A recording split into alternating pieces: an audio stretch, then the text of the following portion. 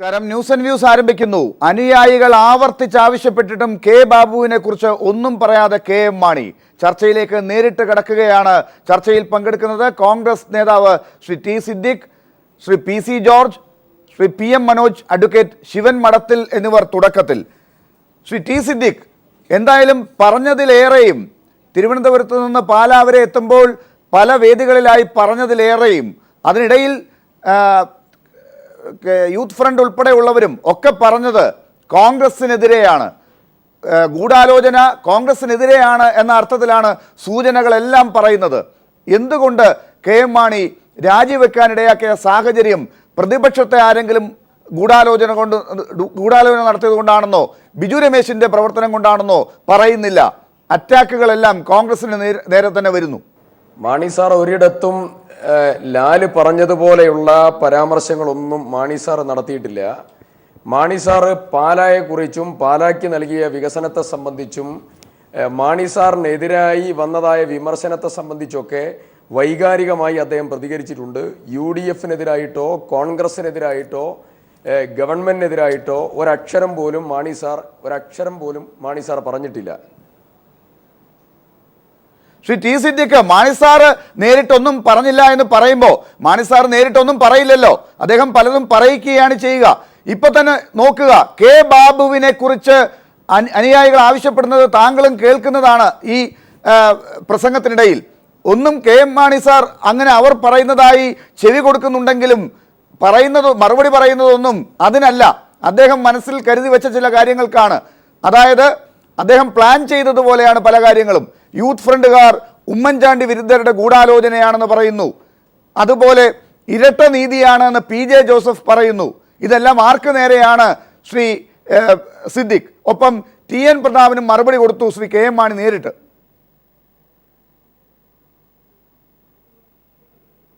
മാണി സാറെ മനസ്സറിയുന്ന ആള് ലാല് പറയുന്നത് കേട്ടാൽ എനിക്ക് തോന്നുന്നത് ലാലിനാണ് ഏറ്റവും കൂടുതൽ മാണി സാറുടെ മനസ്സറിയുന്നത് എന്നാണ് എനിക്ക് തോന്നുന്നത്. പക്ഷെ മാണി സാർ ഒരിടത്തും അങ്ങനെ കോൺഗ്രസിനെ കുറ്റപ്പെടുത്തിയിട്ടില്ല, UDF-നെ കുറ്റപ്പെടുത്തിയിട്ടില്ല, കുറ്റപ്പെടുത്തേണ്ട കാര്യവുമില്ല. കാരണം മാണി സാർ ഈ കേസിൽ തെറ്റുകാരനല്ല. പാലാക്കപ്പുറം ചില MLA-മാർക്ക് കേരളമുണ്ട് എന്ന് Shri K M Mani sir പറഞ്ഞ ആരെ ഉദ്ദേശിച്ചാണ്? TN പ്രതാപനാണ് പറഞ്ഞത് പാലാക്കപ്പുറം കേരളമുണ്ട് എന്ന്. ചില MLA-മാർ അങ്ങനെ പറഞ്ഞു എന്ന് പറഞ്ഞ് മറുപടി പറയുന്നത് ആരെ ഉദ്ദേശിച്ചാണ് ടി സിദ്ദിഖ്? സാന്ദർഭികമായി വന്നതായിരിക്കുന്ന ഏതെങ്കിലും ചെറിയ പരാമർശം വെച്ച് കോൺഗ്രസിനും UDF-നും എതിരെ മാണി സാർ എന്നൊക്കെ പറഞ്ഞ് ചർച്ച ചെയ്യുന്നതിൽ ഒരു അർത്ഥമില്ല. അതിനെപ്പറ്റി സംസാരിക്കേണ്ട കാര്യമില്ല. മാണി സാർക്കെതിരായി ആരെങ്കിലും പറഞ്ഞിട്ടുണ്ടെങ്കിൽ മാണി സാർ അവർക്കെതിരായി മാണി സാർ വൈകാരികമായി പ്രതികരിക്കുന്നു. അതല്ലാതെ അതിനപ്പുറം ഉള്ളതായിരിക്കുന്ന കോൺഗ്രസിനെതിരോ UDF-നെതിരോ ഗവൺമെന്റിനെതിരെയോ മാണി സാർ ഒരക്ഷരം കെ എം മാണി സാറിന് നേരെ ഇരട്ട നീതിയാണെന്ന് ഈ സമ്മേളനം ഉദ്ഘാടനം ചെയ്തുകൊണ്ട് പാലായിൽ പറഞ്ഞത് PJ ജോസഫ് ആണ്. ഇപ്പോൾ നിമിഷങ്ങൾക്ക് മുൻപ് ഇരട്ട നീതി ഉണ്ടോ? കെ ബാബുവിന് ഒരു നീതി, കെ എം മാണിക്ക് നേരെ വേറൊരു നീതി, അങ്ങനെ ഉണ്ടോ ശ്രീ സിദ്ദിഖ്? കെ ബാബുവിനെതിരായി ഹൈക്കോടതിയോ വിജിലൻസ് കോടതിയോ അതല്ലെങ്കിൽ ഏതെങ്കിലും ഒരു ഏജൻസിയോ സർക്കാർ ഏജൻസിയോ ഇതര ഏജൻസിയോ ശ്രീ കെ ബാബുവിനെതിരായി ഒരു പരാമർശം പോലും നടത്തിയിട്ടില്ല. മാണി സാർ ഇതിൽ നിന്ന് കുറ്റവിമുക്തനാക്കപ്പെടും എന്ന് പൂർണ്ണമായും വിശ്വസിക്കുന്ന ആളുകളാണ് കേരളത്തിലെ പൊതുസമൂഹം.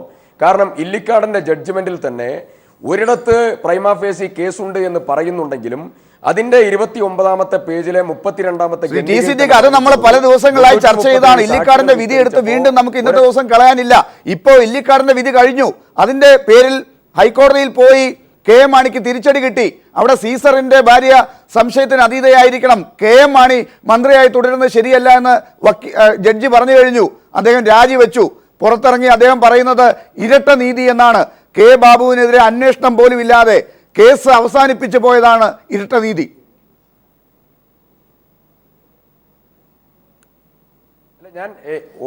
എന്നെ പറയാൻ സമ്മതിച്ചാൽ ഞാൻ പറയാ, ഇല്ലിക്കാടിന്റെ ജഡ്ജ്മെന്റിലെ 29-ാമത്തെ പേജിൽ തന്നെ കൃത്യമായി പറയുന്നത് there is no direct evidence of demand acceptance or giving of the money by the accused എന്ന കൃത്യമായി പറഞ്ഞിട്ടുള്ളത്. അതുകൊണ്ട് തന്നെ പ്രൈമാ ഫേസി കേസുണ്ട് എന്ന് കൺക്ലൂഷനിൽ പറഞ്ഞു. അതുകൊണ്ട് തന്നെ ആ ഒബ്സർവേഷൻസ് കെ എം മാണി എന്തായാലും രാജിവെച്ചു, അതല്ല പ്രശ്നം. കെ എം മാണി സംശയത്തിലാണ്. അതുകൊണ്ട് ആ സംശയം തീർത്തതയും തിരിച്ചു വരുന്നെങ്കിൽ വന്നോട്ടെ, അതല്ലല്ലോ ഇപ്പൊ ഇവിടുത്തെ പ്രശ്നം. കെ ബാബുവിനെതിരായ അന്വേഷണം എന്തുകൊണ്ട് നടത്തുന്നില്ല, കൃത്യമായി പോകുന്നില്ല എന്നാണ് PJ ജോസഫ് ചോദിക്കുന്നത്, യൂത്ത് ഫ്രണ്ടുകാർ ചോദിക്കുന്നത്, KM മാണിയുടെ കൂടെയുള്ളവർ ചോദിക്കുന്നത്. ടി സിദ്ദിഖ്. അല്ല, ബാബുവിനെതിരായി എന്തുകൊണ്ട് അന്വേഷണം നടത്തുന്നില്ല എന്നുള്ളത് PJ ജോസഫ് ചോദിച്ചിട്ടില്ല, യൂത്ത് ഫ്രണ്ടുകാർ ചോദിച്ചിട്ടില്ല, അത് മാണി സാറും ചോദിച്ചിട്ടില്ല. ടി സിദ്ദിഖ് എന്താണ് മനസ്സിലാക്കിയത്? ഇരട്ട നീതി എന്ന വാക്കുകൊണ്ട് എന്താണ് മനസ്സിലാക്കിയത്? ടി സിദ്ദിഖിന്റെ നിയമാവലി അനുസരിച്ചുള്ള hello hello hello T Siddique എന്താണ് താങ്കൾ മനസ്സിലാക്കിയത് ഇരട്ട നീതി എന്ന വാക്കുകൊണ്ട്?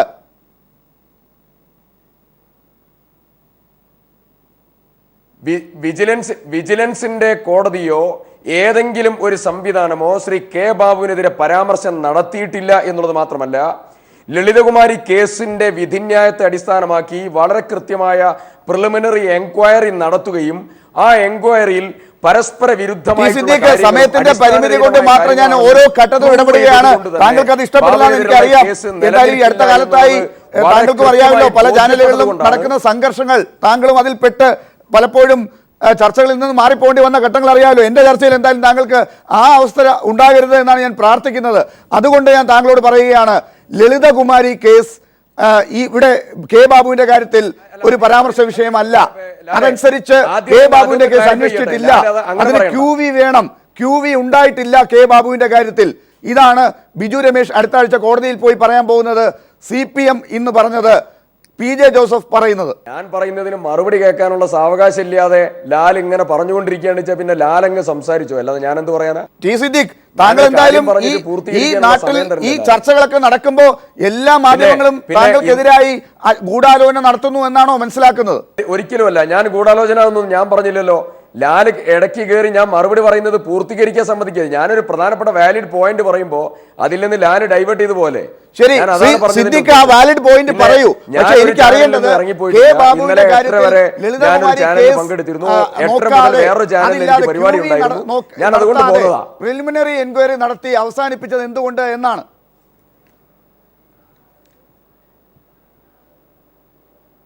ഒന്ന്, ലളിതകുമാരി കേസുമായി QV വന്നത് എന്ന് മുതലാ? QV വന്നത് 2007 മുതലാ ആണല്ലോ. ലളിതകുമാരി കേസിൽ തന്നെ വളരെ കൃത്യമായി പറഞ്ഞിട്ടുണ്ട്, പ്രിലിമിനറി എൻക്വയറി അത് കൃത്യമായി ബോധ്യപ്പെട്ട് എല്ലാ കാര്യങ്ങളുടെയും തെളിവെടുത്തുകൊണ്ട് പരിശോധിച്ചുകൊണ്ട് അതിന്റെ നിഗമനത്തിൽ അന്വേഷണ ഉദ്യോഗസ്ഥന്മാർ എത്തി. എന്തുകൊണ്ട് എത്തി? അതിന് സമയം തന്നാൽ ഞാൻ പറഞ്ഞുതരാം എന്തുകൊണ്ടാണ് അന്വേഷണ ഉദ്യോഗസ്ഥന്മാർ അങ്ങനെ എത്തിയത്. ഒന്ന്, 161 സ്റ്റേറ്റ്മെന്റിൽ ശ്രീ കെ ബാബുവിനെ കുറിച്ച് പരാമർശമില്ല. ലാൽ ഇടയ്ക്ക് കയറി ഇടപെടരുത്. 164 സ്റ്റേറ്റ്മെന്റിൽ Shri Biju Ramesh judicial first class magistrate കോടതിയിൽ 2 കൊടുത്തിരിക്കുന്ന മൊഴിയിൽ ഞാൻ പറയുന്നതിൽ നിങ്ങൾ ചോദിച്ച ചോദ്യത്തിന്റെ മറുപടി ഞാൻ പറയുമ്പോൾ അത് പറയാൻ നിങ്ങൾ സമയം തരണം. അതിനിടയ്ക്ക് നിങ്ങൾ കയറരുത്. ജനങ്ങൾക്ക് ബോധ്യപ്പെടുന്ന മറുപടി കൃത്യവും സത്യസന്ധവുമായി പറയുമ്പോൾ നിങ്ങളെ സമയം തരികയാണെങ്കിൽ ഞാൻ ചർച്ചയെ പങ്കെടുത്താൽ മതി, അല്ലെങ്കിൽ പിന്നെ ചർച്ചയെ പങ്കെടുക്കണ്ട. പറഞ്ഞോളൂ ടി സിദ്ദിഖ്, എന്തായാലും താങ്കൾ അടുത്ത 1 മിനിറ്റിൽ ഒന്ന് കാര്യങ്ങൾ അവതരിപ്പിക്കൂ. 161-ഉം 164-ലും കെ ബാബുവിന്റെ പേരില്ല എന്ന് താങ്കൾ സമർത്ഥിക്കൂ, കേൾക്കട്ടെ. ഒന്ന്, 30/3/2015 164 സ്റ്റേറ്റ്മെന്റ് JFCM 2 തിരുവനന്തപുരത്ത് കൊടുത്തപ്പോൾ ശ്രീ ബിജു രമേശ് പറഞ്ഞിരിക്കുന്ന മൊഴി, ഒന്ന്, Rajkumar Unni, secretary Dhanesh, vice president Krishnadas എന്നിവരെ അസോസിയേഷൻ ഏൽപ്പിച്ചതായിരിക്കുന്ന പണം ഏൽപ്പിച്ചു. അവർ മന്ത്രിയുടെ നിർദ്ദേശപ്രകാരം വിവിധ ഇടങ്ങളിൽ ഈ പണം ഏൽപ്പിച്ചു എന്ന് മീറ്റിംഗിൽ എന്നോടും മറ്റു ഭാരവാഹികളോടും പറഞ്ഞു. ഇതാണ് 164. അത് കഴിഞ്ഞ് മെയ് മാസം 6-ാം തീയതി ബിജു രമേശ് പറയുന്നത്, ഞാൻ കെ ബാബുവിന്റെ ഓഫീസിൽ സുരേഷ് കുമാറിന് 50 ലക്ഷവും വീട്ടിൽ 50 ലക്ഷവും നൽകി. 164-ന് വിരുദ്ധം. 2015 മാർച്ച് 30-ാം തീയതി ബിജു രമേശ് പത്രക്കാരോട് പറയുന്നത്, ബാബുവിന് നേരിട്ട് ഞാൻ പണം നൽകിയെന്ന് ഞാൻ എവിടെയും പറഞ്ഞിട്ടില്ല. അതിന്റെ അദ്ദേഹത്തിന്റെ പത്രസമ്മേളനത്തിന്റെ കോപ്പിയാണിത്. പിന്നെ മറ്റൊന്ന്, മിനിഞ്ഞാന്ന് പറഞ്ഞത്, ഞാൻ മിനിസ്റ്റർക്ക് നേരിട്ട് 50 ലക്ഷം നൽകിയെന്ന് ബിജു രമേശ്. എന്തായാലും 161-ഉം 164-ഉം പത്രങ്ങളോട് പറഞ്ഞതും കഴിഞ്ഞ ദിവസം പറഞ്ഞതുമാണല്ലോ 4 കാര്യങ്ങളായി ടി സിദ്ദിഖ് അവതരിപ്പിക്കുന്നത്. ഇതിൽ 164 മാത്രം എടുത്തു നോക്കുക. അതാണല്ലോ ഒരിക്കലും മാറ്റിപ്പറയാൻ പറ്റാത്ത ഒരു തെളിവ്. അതിനകത്ത് കെ ബാബുവിന് പണം കൊടുത്തു എന്ന് ബിജു രമേശ് പറഞ്ഞിട്ടുണ്ട്. ടി സിദ്ദിഖ്, ഞാൻ ബിജു രമേശ് കെ ബാബുവിന് നൽകി എന്ന് പറഞ്ഞിട്ടുള്ളതായ 164 സ്റ്റേറ്റ്മെന്റ് നിങ്ങൾ ഈ ചർച്ചയിൽ വായിച്ചാൽ ഞാൻ ഇപ്പൊ ഇവിടെ വെച്ചുകൊണ്ട് എന്റെ രാഷ്ട്രീയ പൊതുപ്രവർത്തനം അവസാനിപ്പിക്കാം. ലാലൊന്ന് വായിച്ചേ. അഡ്വക്കേറ്റ് ശിവൻ മഠത്തിൽ അതിനോടൊരു പ്രതികരണം ആവശ്യമുണ്ട്. ഞാൻ വായിച്ചുതരാം. ലാലൊന്ന് വായിക്കേ. ലാല് വായിക്കും. ഞാൻ വായിച്ചു തരാം. 164 പറഞ്ഞിരിക്കുന്ന കാര്യം ഞാൻ വായിച്ചുതരാം. അഡ്വക്കേറ്റ് ശിവൻ മഠത്തിൽ താങ്കൾക്ക് കേൾക്കാമെങ്കിൽ വായിച്ചു തരട്ടെ? സമയം തരുമോ? ഞാൻ വായിച്ചുതരാം. അല്ല, സിദ്ദിഖ് പറയാനുള്ള പറയട്ടെ. സിദ്ദിഖിന് വേണ്ടി പറയാൻ വേണ്ടി നിങ്ങൾ ഒരു സംവാദം നടത്തിക്കൊണ്ടിരിക്കുകയാണല്ലോ. ശ്രീ മനോജ് ഞാനും ഇവിടെ ഇരിക്കുന്നു എന്നുള്ള ഒരു ബോധം പോലും ശ്രീ ലാല് കാണിക്കുന്നില്ല. അദ്ദേഹം പറഞ്ഞു തീരട്ടെ. തീരുന്നതിന് ശേഷം നമുക്ക് സമയം ഉണ്ടെങ്കിൽ പറയാം. അഡ്വക്കേറ്റ് ശിവൻ മഠത്തിൽ നമുക്ക് ഈ കാര്യത്തിനകത്ത് 10 മിനിറ്റ് വൈകിയാണ് ചർച്ച തുടങ്ങിയത്. കെ മാണി പാലായിൽ സംസാരിച്ചത് കൊണ്ട് ടി സിദ്ദിഖ് കാര്യങ്ങൾ ഇപ്പോഴാണ് പറഞ്ഞു തുടങ്ങിയത്.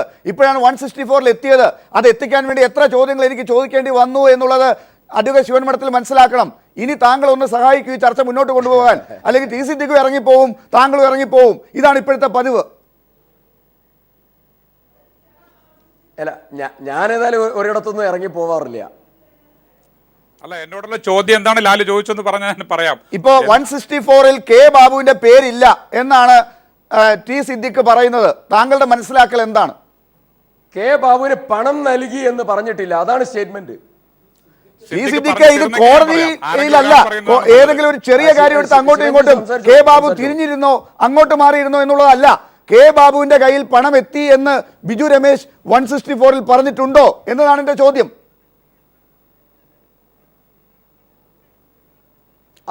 അത് ഇന്നലെ തന്നെ ചർച്ചയിൽ നിങ്ങൾ തന്നെ കൈരളി ടി വിയിൽ, പീപ്പിൾസ് ടി വിയിൽ കാണിച്ചതാണ്. 164 സ്റ്റേറ്റ്മെന്റിൽ ശ്രീ ബാബുവിനെതിരെയുള്ള ആരോപണം അല്ലെങ്കിൽ ബാബുവിനെതിരെ പറയുന്ന കാര്യം നിങ്ങൾ ടി വിയിൽ തന്നെ കാണിച്ചതാണ്. ഇനി അതിന് കൂടുതൽ വിശദീകരണം വേണ്ട. എൻ്റെ പ്രിയ സുഹൃത്ത് ശ്രീ സിദ്ദിഖ് രാഷ്ട്രീയപരമായ പ്രതിരോധം സൃഷ്ടിക്കുന്നതിൽ അത്ഭുതമില്ല. അത് അദ്ദേഹത്തിൻ്റെ കടമയാണ്. പക്ഷേ ശ്രീ ബാബുവിനെതിരെ 164 സ്റ്റേറ്റ്മെന്റ് ശ്രീ ബിജു രമേശ് കൊടുത്തതിൽ കൃത്യമായി ശ്രീ ബാബുവിനെതിരെ പരാമർശിക്കപ്പെടുന്നു എന്നുള്ള കാര്യം പീപ്പിൾസ് ടി വിയിൽ തന്നെ കാണിച്ചതാണ്. ജനങ്ങളെല്ലാം കണ്ടതാണ്. ഇനി അതിന് കൂടുതൽ വിശദീകരണം വേണ്ട. ഇനി ചോദ്യം മറ്റൊന്നുണ്ടെങ്കിൽ ചോദിച്ചാൽ മറുപടി പറയാം. അഡ്വക്കേറ്റ് ശിവൻ മഠത്തിൽ അങ്ങനെ 164 പറയുന്ന കാര്യമനുസരിച്ച് കെ ബാബുവിന്റെ പേരുള്ളപ്പോൾ ഒരു പ്രിലിമിനറി എൻക്വയറി മാത്രം നടത്തിക്കൊണ്ട് ആ കേസ് അവസാനിപ്പിച്ചു വിട്ടു എന്നുള്ളതാണല്ലോ ചർച്ചാ വിഷയം. അത് ഇരട്ട നീതി എന്ന് പി ജെ ജോസഫും കെ മാണിയും പരാതിപ്പെടുന്നതിൽ അർത്ഥമുണ്ടോ എന്നുള്ളിടത്തേക്കാണ് കാര്യങ്ങൾ ചൂണ്ടുന്നത്. അങ്ങനെ ഒരു പ്രശ്നമുണ്ടോ ശിവൻ മഠത്തിൽ? ശ്രീ പി ജെ ജോസഫും ശ്രീ കെ എം മാണിയും രണ്ടുപേരും നമ്മുടെ കേരളത്തിലെ ക്യാബിനറ്റിൽ ഉള്ള പ്രഗത്ഭരായ മന്ത്രിമാരും രാഷ്ട്രീയ പാരമ്പര്യമുള്ളവരും പ്രബുദ്ധ കേരളത്തിലെ വളരെ ബഹുമാനിക്കപ്പെടുന്നവർ രണ്ടുപേരുമാണ്. അവര് തന്നെ പറഞ്ഞു രണ്ട് നീതിയാണ്, ഇരട്ട നീതിയാണെന്ന്. താങ്കളുടെ കയ്യിൽ ഇപ്പൊ 164 ഉണ്ട് എന്നാണ് ഞാൻ മനസ്സിലാക്കുന്നത്. അതിന്റെ കോപ്പി ഉണ്ടെന്നാണ് ഞാൻ മനസ്സിലാക്കുന്നത്. എന്റെ കൈവശം ഇപ്പൊ ഇല്ലാത്തത് കൊണ്ടാണ് ഞാൻ അത് എടുക്കാനുള്ള സൗകര്യത്തിനാണ് ഞാൻ ടി സിദ്ദിഖിനോട് ആ ചോദ്യത്തിൽ നിന്ന് അല്പം ഒന്ന് സമയമെടുത്തത്. ശ്രീ പി എം മനോജ്, ഈ ടി സിദ്ദിഖ് ചോദിച്ച ആ സംശയത്തിന്റെ മറുപടി കൊടുക്കാമോ? അല്ല, ഈ അവശന്മാർ, ആർത്തന്മാർ, ആലംബഹീനന്മാർ അവരുടെ സങ്കടം കണ്ടറിയണം എന്നാണ് നമ്മളോട് എല്ലാവരും പറയുന്നത്. ഇപ്പോൾ ശ്രീ സിദ്ദിഖിൻ്റെ രാഷ്ട്രീയ പ്രവർത്തനത്തിൻ്റെ അവസാനം ഈ ചാനൽ സ്റ്റുഡിയോയിലായിരിക്കണം എന്ന് എനിക്ക് ആഗ്രഹം ഉണ്ടായിരുന്നില്ല. പക്ഷേ അതാവുന്നതിൽ എന്നെ ആരും ഒരു കുറ്റം പറയരുതെന്ന് ഞാൻ പറയുന്നത്. 164 സ്റ്റേറ്റ്മെൻറ്റിൻ്റെ കോപ്പിയാണിത്. ഇതിൽ 17-ാം പേജിൽ, അതായത് അസോസിയേഷൻ പിരിച്ച് മന്ത്രി കെ ബാബുവിനും അദ്ദേഹം പറയുന്ന സ്ഥലങ്ങളിലും അസോസിയേഷൻ ഭാരവാഹികൾ എത്തിച്ചിട്ടുള്ളത് 17-ാം പേജ്. കെ ബാബുവിനും അദ്ദേഹം പറയുന്ന സ്ഥലങ്ങളിലും അസോസിയേഷൻ ഭാരവാഹികൾ എത്തിച്ചിട്ടുള്ളത്. എക്സൈസിൻ്റെ പ്രീ ബജറ്റ് മീറ്റിങ്ങിൽ ഗവൺമെൻറ് ഉദ്യോഗസ്ഥരോടൊപ്പം അസോസിയേഷൻ ഭാരവാഹികളും ഞാനും പങ്കെടുത്തിട്ടുള്ളതാണ്. ബാബുവിൻ്റെ പേര് എവിടെ പറഞ്ഞു എന്നാണ് സിദ്ദിഖ് ചോദിച്ചത്. ഞാൻ വായിച്ചത് അവിടെയാണ്. പിന്നെ എത്ര സ്ഥലത്ത് ഇവിടെ ബാബുവിൻ്റെ ഇൻവോൾവ്മെൻറ്റ്, ബാബു കാശ് വാങ്ങിയത് ഈ സ്റ്റേറ്റ്മെൻറ്റിൽ പറയുന്നു. ഈ സിദ്ദിഖ് ഇങ്ങനെ ഞാൻ പറഞ്ഞല്ലോ, ഇപ്പോൾ എല്ലാ വിഷയങ്ങളും മാറ്റിക്കൊണ്ട് ബാബുവിൻ്റെ പേരെവിടെ, സാങ്കേതികമായി ചില കാര്യങ്ങൾ ഉന്നയിച്ച് സിദ്ദിഖ് പല സ്ഥലത്തും മിടുക്കനാവാൻ ശ്രമിക്കുന്നത്. സിദ്ദിഖ് നിർത്തിക്കോളൂ. ബാബുവിൻ്റെ പേര് ഈ സ്റ്റേറ്റ്മെൻറ്റിലുണ്ട്. ആ സ്റ്റേറ്റ്മെന്റിൽ ഉള്ളത് കാണിച്ചു കഴിഞ്ഞാൽ അദ്ദേഹം രാഷ്ട്രീയ പ്രവർത്തനം നിർത്തുമെന്നാണ് പറഞ്ഞത്. രാഷ്ട്രീയ പ്രവർത്തനം നിർത്താൻ തയ്യാറാണോ എന്നാണ് പി എം മനോജിന്റെ വെല്ലുവിളി. ഇപ്പോ താങ്കൾ പറഞ്ഞതനുസരിച്ച് ഞാൻ പി എം മനോജിന്റെ വെല്ലുവിളി ഞാൻ ഏറ്റെടുക്കുകയാണ്. ഒന്ന് 17-ാം പേജ്, 20-ാം പേജ്, 21-ാം പേജ്. ഞാൻ 20-21 പേജ് ഒന്ന് വായിക്കാം. 20-21 17-ാം പേജിൽ എന്താണ്? 20-ലേക്ക് പോകുന്നതിന് മുമ്പ് 17-ാം പേജിൽ എന്താണ്? 17-ാം പേജിൽ പറഞ്ഞിരിക്കുന്നതിന്റെ അർത്ഥം എന്താണ് താങ്കൾ മനസ്സിലാക്കുന്നത്? അത് വലിച്ചു കയറി കളയാനുള്ളതാണോ? അത് കണക്കിലെടുക്കണ്ടേ ടി സിദ്ദിഖ്? ലാലെ ഒരു മിനിറ്റ്. ഈ മൊഴിയിൽ പറഞ്ഞ കാര്യങ്ങളാണ് ഞാൻ പറഞ്ഞത്. സിദ്ദിഖ് പറഞ്ഞു കെ ബാബുവിന്റെ പേര് ഉണ്ടെങ്കിൽ രാഷ്ട്രീയ പ്രവർത്തനം നിർത്തുമെന്ന്. താങ്കൾ നിർത്തിക്കോളൂ, താങ്കൾ ഇറങ്ങിപ്പോകണമെന്ന് ഞാൻ പറയില്ല, കാരണം താങ്കൾ എന്റെ പ്രിയ സുഹൃത്താണ്. പക്ഷെ താങ്കൾ വാക്ക് പാലിക്കണം, വാക്കിന് മാന്യത കൊടുക്കണം. താങ്കൾ രാഷ്ട്രീയ പ്രവർത്തനം നിർത്തണം, അല്ലെങ്കിൽ മാപ്പ് പറഞ്ഞ് ഈ ജനങ്ങളോട്, ഞങ്ങളോടൊന്നും പറയണ്ട, ഈ ജനങ്ങളോട്, ഇത് കേൾക്കുന്ന ലക്ഷക്കണക്കിന് ജനങ്ങളുണ്ട്, അവരോട് മാപ്പ് പറയാനെങ്കിലും താങ്കൾ തയ്യാറാവണം. കെ ബാബുവിന്റെ പേര് ഈ 164 സ്റ്റേറ്റ്മെന്റിൽ പല ഘട്ടങ്ങളിലായി 17-ാം പേജിലുള്ള കാര്യം പറഞ്ഞിട്ട് 20-ലേക്ക് പോകൂ ടി സിദ്ദിഖ്. ഒന്ന് ഞാൻ അപ്പോ മനോജിന്റെ വെർഷൻ കഴിഞ്ഞല്ലോ. ഒന്നാമത്തെ കാര്യം, പേജ് നമ്പർ 20 164 സ്റ്റേറ്റ്മെന്റ് ഞാനൊന്ന് വായിക്കാം. ലൈസൻസ് ഫീ 22 ഇതാണല്ലോ ചർച്ച. 22 ലക്ഷത്തിൽ നിന്ന് 30 ലക്ഷമാക്കി ലൈസൻസ് ഫീ ഉയർത്തുന്നതായ വിഷയത്തിൽ കെ ബാബു 10 കോടി രൂപ അഴിമതി പണം വാങ്ങി എന്നാണ് ചർച്ച. ഞാൻ പേജ് നമ്പർ 20-21 ഈ എൻഹാൻസ്മെന്റുമായി ബന്ധപ്പെട്ടതായിരിക്കുന്ന കാര്യം പറയുന്നത്. ഒന്ന് കേട്ടോ. ലൈസൻസ് ഫീ 22 ലക്ഷത്തിൽ നിന്നും 30 ലക്ഷമാക്കി തരണമെന്ന് ഉദ്യോഗസ്ഥർ ഉറച്ചു നിൽക്കുന്നു എന്ന് കെ ബാബു പറഞ്ഞു. തുടർന്നുണ്ടായ ചർച്ചയെ തുടർന്ന് മന്ത്രി 10 കോടി രൂപ ആവശ്യപ്പെട്ടു. ലൈസൻസ് ഫീ 25 ലക്ഷമാക്കി തരാമെന്ന് പറഞ്ഞു. വൈസ് പ്രസിഡന്റ് കൃഷ്ണദാസ് അത് 23 ലക്ഷമാക്കി തരണമെന്ന് പറഞ്ഞു. ഇതിന്റെ പേരിൽ ഏപ്രിൽ മെയ് മാസങ്ങളിൽ 10 കോടി രൂപ സമാഹരിക്കുകയും ഇതല്ല കാര്യം. ഇപ്പൊ ടി സിദ്ദിഖ് പറഞ്ഞത്, ടി സിദ്ദിഖ് കാര്യങ്ങൾ വളച്ചൊടിക്കരുത്. ഇതാണ് താങ്കൾക്ക് കഴിഞ്ഞ ദിവസങ്ങളിലൊക്കെ ചാനലുകളിൽ ചർച്ചയിൽ പങ്കെടുത്തപ്പോൾ വന്ന അപകടം. താങ്കൾ കെ ബാബുവിന്റെ പേര് എവിടെ വന്നാലും അത് പ്രതിരോധിക്കാൻ ശ്രമിക്കുന്നു. ഇപ്പൊ ഇതാ എന്താ താങ്കൾ പറഞ്ഞത്? കെ ബാബുവിന്റെ പണം കൊടുത്തവരുടെ ലിസ്റ്റിൽ ബിജു രമേശ് പറഞ്ഞിട്ടുണ്ടെങ്കിൽ താങ്കൾ രാഷ്ട്രീയ ജീവിതം അവസാനിപ്പിക്കാം എന്നാണ് പറഞ്ഞത്. ഇതാ 17-ാം പേജിൽ ഉണ്ട്. അതൊരു വേറൊരു സീനായി കണ്ട് കള്ളിക്കളയല്ലേ ടി സിദ്ദിഖ്? മറുപടി പറയുക. 15 ലക്ഷം രൂപ വെച്ച് ബിനോയിയെ ഏജന്റാക്കി വെച്ചു. ഇതിലുള്ളതാണ്. ഞാൻ ആ പറഞ്ഞ കാര്യത്തിൽ ഉറച്ചു നിൽക്കുന്നു. കെ ബാബുവിന് ഞാൻ പറഞ്ഞതിൽ ഉറച്ചു നിൽക്കുന്നു. എവിടെയാണ് നിങ്ങൾ ഈ അഴിമതിക്കാരെ സംരക്ഷിച്ച് കെ ബാബുവിനെ മഹാനാക്കി നിങ്ങൾ എവിടെ ചെന്ന് എത്തും?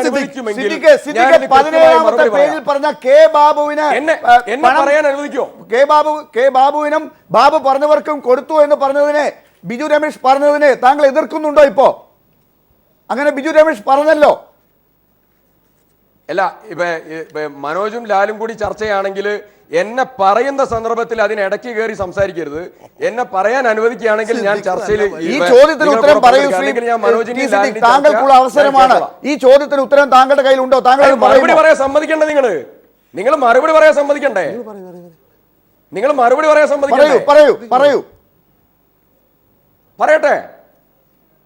പറയട്ടെ, ബാക്കി പറയാം.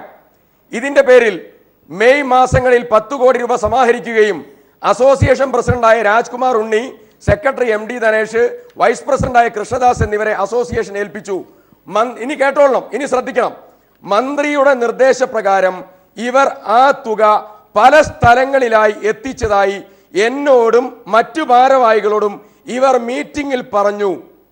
ഈ 10 കോടി രൂപയുടെ അടിസ്ഥാനത്തിലാണ് 30 ലക്ഷം രൂപ പ്രീ ബഡ്ജറ്റിൽ ഉണ്ടായിരുന്ന ലൈസൻസ് തുക 23 ലക്ഷമാക്കി എക്സൈസ് മന്ത്രി കെ ബാബു കുറച്ചത്. എന്റെ ചോദ്യം, കെ ബാബുവിന് 50 ലക്ഷം നൽകിയെന്ന് 17-ാമത്തെ പേജിലോ 21-ാമത്തെ പേജിലോ 22-ാമത്തെ പേജിലോ പറഞ്ഞിട്ടില്ല. താങ്കൾ സാധാരണ 50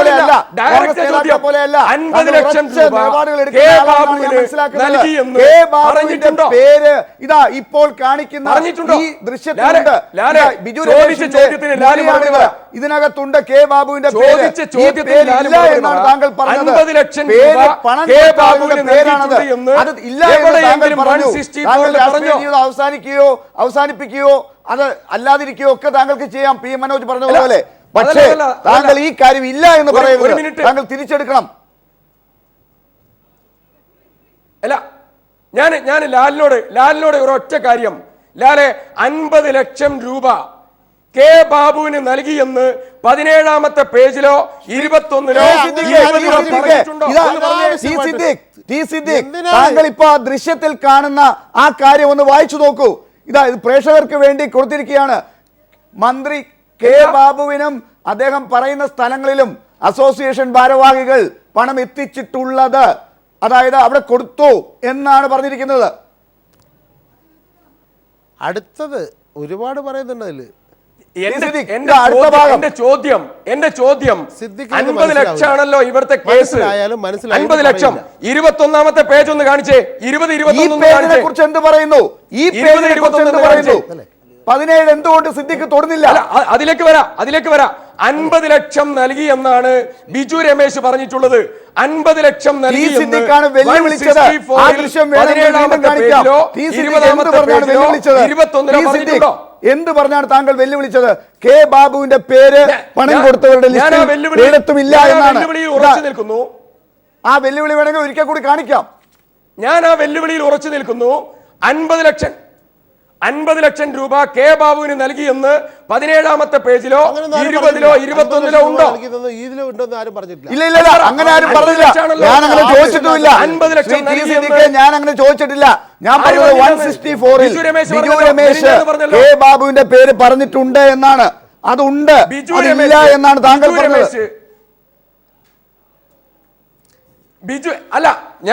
ബിജു രമേശ് 50 ലക്ഷം നൽകി എന്ന് മെനിഞ്ഞാന്ന് പറഞ്ഞു.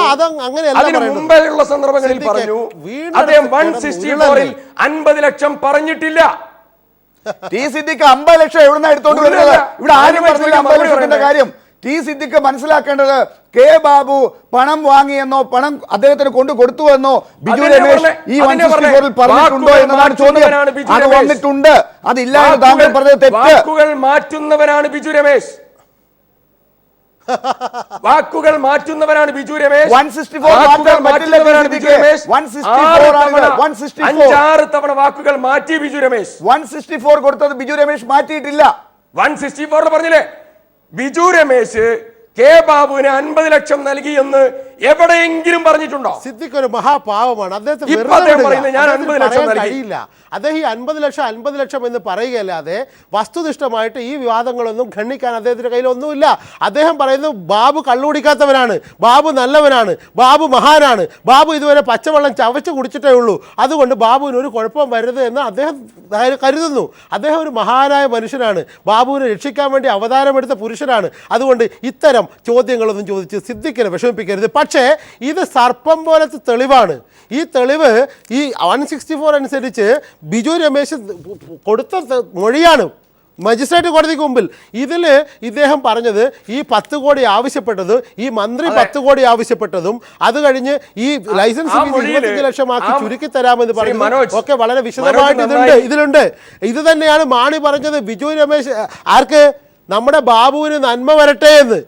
കെ ബാബുവിന് നന്മ വരട്ടെ എന്ന് കെ എം മാണി പറയണമെങ്കിൽ കെ ബാബുവിൻ്റെ കയ്യിൽ എത്ര കോടി കിട്ടി എന്നതിൻ്റെ തെളിവല്ലേ സിദ്ദിഖ്? അത് സിദ്ദിഖ് നമ്മളിപ്പോൾ ചർച്ച ചെയ്യാം, നമുക്ക് പരസ്പരം അങ്ങോട്ട് ഞാൻ പറയാമെന്ന് സിദ്ദിഖിന് പറയാം, ഞാൻ പറയാമെന്ന് എനിക്ക് പറയാം. നമ്മൾ തമ്മിൽ വലിയ തോതിൽ ചർച്ച ചെയ്ത് അടികൂടി ഇവിടുന്ന് പിരിഞ്ഞു പോകാം. പക്ഷേ ഈ സർപ്പം പോലത്തെ തെളിവ് അത് ബിജു രമേശ് കോടതിയിൽ കൊടുത്ത തെളിവാണ്. 164 അനുസരിച്ച് ഖണ്ഡിക്കാൻ പറ്റാത്ത തെളിവാണ്. ഈ തെളിവ് ഇല്ല എന്ന് പറഞ്ഞ്, ഇതിൽ ബാബുവിൻ്റെ പേരില്ല എന്ന് പറഞ്ഞ്, ഇതിൽ ബാബു കോഴ ആവശ്യപ്പെട്ട കാര്യമില്ല എന്ന് പറഞ്ഞ്, ഇതിന് ബാബുവിനെതിരെ ഒരു തെളിവുമില്ല എന്ന് പറഞ്ഞ്, ഒരു മൊഴിയുമില്ല എന്ന് പറഞ്ഞ് എങ്ങനെ സിദ്ദിഖിന് രക്ഷപ്പെടാൻ കഴിയും? ഞാൻ കൂടുതൽ സമയമെടുക്കുന്നില്ല. ശ്രീ ശിവൻ മഠത്തിൽ അപ്പുറമുണ്ട്. ഞാനും സിദ്ദിഖും മാത്രം അങ്ങോട്ടും ഇങ്ങോട്ടും പറഞ്ഞിട്ട് ഈ സമയം മുഴുവൻ കളയണമെന്നും ആഗ്രഹിക്കുന്നില്ല. അതുകൊണ്ട് ചർച്ചകൾക്കായി ഇതുപോലെ സമയം താങ്കൾക്ക് ഞാൻ തരികയാണ്. താങ്കൾ അതിന് മറുപടി പറയുക. പക്ഷെ 17ാമത്തെ പേജിൽ പറഞ്ഞ ആ കാര്യം താങ്കൾ വിട്ടുകളയരുത്. കെ ബാബുവിന് 50 ലക്ഷം കൊടുത്തതിനെ കുറിച്ചല്ല 164-ൽ 17ാം പേജിൽ പറഞ്ഞത്. അങ്ങനെ അവിടെ ആരും പറഞ്ഞിട്ടില്ല. അദ്ദേഹത്തിനും പണം കൊടുത്തു എന്നാണ്. അത് ബിജു രമേശ് പറഞ്ഞിട്ടുണ്ട്. ഇനി 161-ൽ പറഞ്ഞത് എന്താണ്? അതും 50 ലക്ഷം രൂപ മിനിസ്റ്റർക്ക് ഞാൻ നേരിട്ട് കൊടുത്തു എന്നാണ് ബിജു രമേശ് 161-ൽ പറഞ്ഞിരിക്കുന്നത്, വിജിലൻസിനോട് പറഞ്ഞിരിക്കുന്നത്. ടി സിദ്ദിഖ് ഇനി വേറൊന്ന് 164-ല് എന്റെ ചോദ്യം, ബിജു രമേശ് ഇപ്പോ 2 ദിവസമായി പറഞ്ഞുകൊണ്ടിരിക്കുന്നത് ഞാൻ 50 ലക്ഷം ശ്രീ കെ ബാബുവിന് കൈമാറി, 50 ലക്ഷം നൽകി എന്നുള്ളത് ഒരിടത്തും പറഞ്ഞില്ല എന്നുള്ളത് മാത്രമല്ല, കൺക്ലൂസീവ് പ്രൂഫായിട്ട് 20-21 പേജിൽ പറയുന്നു ഈ അസോസിയേഷൻ ഭാരവാഹികൾ 10 കോടി പിരിച്ചു, അവർ വ്യത്യസ്ത ഇടങ്ങളിൽ അവർ തന്നെ ഏൽപ്പിച്ചു. ബിജു രമേശ് നൽകിയെന്ന് ഒരിടത്തും 164-ൽ പറഞ്ഞിട്ടില്ല, ഒരിടത്തും പറഞ്ഞിട്ടില്ല. 50 ലക്ഷം ബാബുവിനെ കുറിച്ച് ബിജു രമേശ് തുറന്നു പറഞ്ഞിട്ടുണ്ട്. 164-ൽ പറഞ്ഞത് എന്താണെന്ന് നമ്മൾ നേരത്തെ കണ്ടു. 161-ൽ ഞാൻ നേരിട്ട് കൊടുത്തു എന്നും പറഞ്ഞിട്ടുണ്ട്. ഇത് രണ്ടും ഇനി തെളിയിക്കേണ്ടത് ക്യൂവിയിലൂടെ അന്വേഷിച്ച് ഉത്തരങ്ങൾ കണ്ടെത്തുക എന്നുള്ളതാണ്. അത് ഇതുവരെ നടന്നിട്ടില്ല.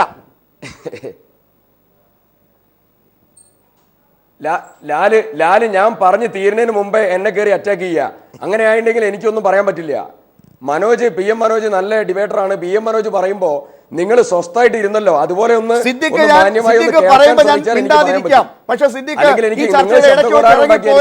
എനിക്ക് നേരത്തെ പോകണമെന്ന് പറഞ്ഞതുകൊണ്ടാണ് ഞാൻ കൂടുതൽ ചോദ്യങ്ങൾ പെട്ടെന്ന് ചോദിച്ചത്. കുറച്ച് സമയം എടുത്ത് ഈ ചർച്ചയിൽ ഇരിക്കുകയാണെങ്കിൽ ഞാൻ ഇഷ്ടം പോലെ സമയം തരാം. താങ്കൾ പറഞ്ഞേ. ഞാൻ ഇടയ്ക്ക് വെച്ച് ചർച്ചയിൽ നിന്ന് ഇറങ്ങിപ്പോയില്ല. 8:45-ന് ഞാൻ പോകുന്നു പറഞ്ഞു. ഇന്നലെ ഞാൻ 8:30-ക്ക് പോകുന്നാണ് പറഞ്ഞത്. 8:35 വരെ ആ ചാനലിൽ ഞാൻ ഉണ്ടായിരുന്നു. രണ്ടാമത്തെ കാര്യം 50 ലക്ഷം നൽകി എന്നുള്ള ബിജു രമേശിന്റെ കണ്ടൻഷൻ ഈ 164-ൽ ഇല്ല. ഞാൻ കെ ബാബുവിന് നേരിട്ട് പണം നൽകിയിട്ടില്ല എന്ന് ബിജു രമേശിന്റെ പത്രസമ്മേളനത്തിന്റെ കോപ്പിയാണിത്. ബിജു രമേശ് ഇപ്പൊ പറയുന്നത് ഞാൻ 50 ലക്ഷം നൽകി. ഇനി വിജിലൻസിന് കൊടുത്തതായിരിക്കുന്ന മൊഴിയുടെ കോപ്പിയുണ്ട്, അതൊന്ന് പരിശോധിക്കുക. ആ വിജിലൻസിന് കൊടുത്തിരിക്കുന്ന മൊഴിയിൽ പറഞ്ഞിരിക്കുന്നത് ബിജു രമേശിന്റെ സാക്ഷികൾ ആരാ? ഒന്ന് റസീഫ് മുഹമ്മദ് ആണ്, 2 രാധാകൃഷ്ണനാണ്. ബിജു രമേശ് പറഞ്ഞത് എന്തേ സംസാരിക്കണ്ടേ? പറഞ്ഞോളൂ. സംസാരിക്കണ്ടേ? ബിജു രമേശ് പറഞ്ഞിട്ടുള്ളത് മുഹമ്മദ് റസീഫും രാധാകൃഷ്ണനും ഞാനും കൂടി സെക്രട്ടേറിയറ്റിൽ ചെന്ന് അവിടെ മന്ത്രിയെ കണ്ടപ്പോ ക്യാഷ് കൊണ്ടുവന്നിട്ടുണ്ടെന്ന് പറഞ്ഞപ്പോ പ്രൈവറ്റ് സെക്രട്ടറി സുരേഷ് പയ്യെ ഏൽപ്പിക്കാൻ പറഞ്ഞു. തുടർന്ന് ഞാനും മാനേജറും രാധാകൃഷ്ണനും മുഹമ്മദ് റസീഫും കൂടി മന്ത്രിയുടെ അടുത്തുള്ള PAയുടെ മുറിയിൽ 50 ലക്ഷം കൊണ്ടുപോയി കൊടുത്തു. ഇത് ബിജു രമേശിന്റെ സാക്ഷി ഒന്ന് റസീഫ് പറയുന്നത് നിങ്ങളൊന്ന് പരിശോധിക്കണം. ഇതിന്റെ അടിസ്ഥാന തലത്തിലുള്ള ഏറ്റവും വലിയ കള്ളത്തരം പൊളിയാൻ പോവുക. റസീഫ് പറയുന്നത് ഉടനെ മിനിസ്റ്റർ ക്യാഷ് സുരേഷിനെ ഏൽപ്പിക്കാൻ പറഞ്ഞു. ഞാൻ കസേരയിൽ ഇരിക്കുകയായിരുന്നു. അല്ല പറയാ ഉടനെ ബിജു രമേശ് അസോസിയേഷന്റെ ഒരാളും കൂടി മുറിക്ക് വെളിയിൽ പോയി, തിരിച്ചു വന്നു. ഞങ്ങൾ മുറിക്കുള്ളിലേക്ക് കയറുമ്പോൾ ബിജു ബാഗുമായാണ് വന്നത്. ആ ബാഗുമായി ബിജു പുറത്തേക്ക് പോയി. 2 മിനിറ്റിനുള്ളിൽ ബിജു തിരിച്ചു വന്നു. ബിജുവിന്റെ കയ്യിൽ ബാഗ് ഇല്ലായിരുന്നു. നേരത്തെ ബിജു രമേശ് പറഞ്ഞ മൊഴി ഞങ്ങൾ 3 പേരും കൂടെ പ്രൈവറ്റ് സെക്രട്ടറി സുരേഷിന്റെ റൂമിൽ പോയി ബാഗ് കൊടുത്തു. ഇവിടെ സാക്ഷിയായ മുഹമ്മദ് റസീഫ് ഒപ്പിട്ട് കൊടുത്തതായിരിക്കുന്ന രേഖയിൽ പറയുന്നത് ബിജു രമേശും ഒരാളും കൂടെ പുറത്തേക്ക് പോയി, 2 മിനിറ്റ് കഴിഞ്ഞപ്പോൾ തിരിച്ചു വന്നു. ആ സന്ദർഭത്തിൽ അങ്ങോട്ട് പോകുമ്പോൾ ബാഗ് ഉണ്ടായിരുന്നു, ഇങ്ങോട്ട് വരുമ്പോൾ ബാഗ് ഇല്ല. ഇനി കൂടെ ഉണ്ടായിരുന്ന രാധാകൃഷ്ണന്റെ വേർഷനോ നോക്കിക്കോ. 3 പേരിൽ ഒരാളെ കാണിച്ച് ബാഗ് അയാളുടെ കയ്യിൽ കൊടുക്കാൻ പറഞ്ഞു. ഞാൻ അയാളുടെ കയ്യിൽ ബാഗ് കൊടുത്തു. ഞാൻ അയാളെ ഇന്ന് കണ്ടാൽ അറിയില്ല. ഇതാണ് രാധാകൃഷ്ണന്റെ വേർഷൻ.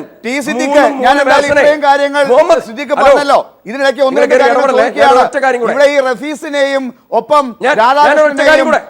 മൊഴി വൈരുദ്ധ്യമുണ്ടെന്ന് പറഞ്ഞാണല്ലോ FIR പോലും എടുക്കാതെ കേസ് തള്ളിക്കളയാൻ തീരുമാനിച്ചത്. റഫീസിന് ആളെ തിരിച്ചറിയാൻ പറ്റാത്തത് 6 പാസ്പോർട്ട് സൈസ് ഫോട്ടോ, ഒരാളുടെ ഒരിക്കൽ കണ്ട ആളിന്റെ 6 പാസ്പോർട്ട് സൈസ് ഫോട്ടോ, രാത്രിയിൽ ഒരിക്കൽ കണ്ട ആളിന്റെ 6 പാസ്പോർട്ട് സൈസ് ഫോട്ടോ കൊടുത്തപ്പോ തിരിച്ചറിയാൻ പറ്റിയില്ല എന്നാണ് പറഞ്ഞത്. പിന്നെ ബിജു രമേശ് തന്നെ പറഞ്ഞല്ലോ ഷർട്ടിന്റെ നിറം, അവിടുത്തെ കോണിപ്പടിയുടെ അളവ്, തറയിലെ കാർപ്പറ്റിന്റെ നിറം, ഇതൊക്കെയാണ് ചോദിച്ചത്. എന്നിട്ട് കേസ് വൈരുദ്ധ്യമുണ്ട് എന്ന് പറഞ്ഞ് എഴുതിത്തള്ളാനുള്ള ശ്രമമാണ് നടത്തിയത്. QV എവിടെ? KM മാണി സാറിന്റെ കാര്യത്തിൽ അതുണ്ടായി. എന്തുകൊണ്ട് ഇരട്ട നീതി? ഒന്ന്, ക്യൂവിയും പ്രിലിമിനറി എൻക്വയറിയും QVയേക്കാൾ ബലപ്പെട്ടതാണ് നിയമമനുസരിച്ച് പ്രിലിമിനറി എൻക്വയറി.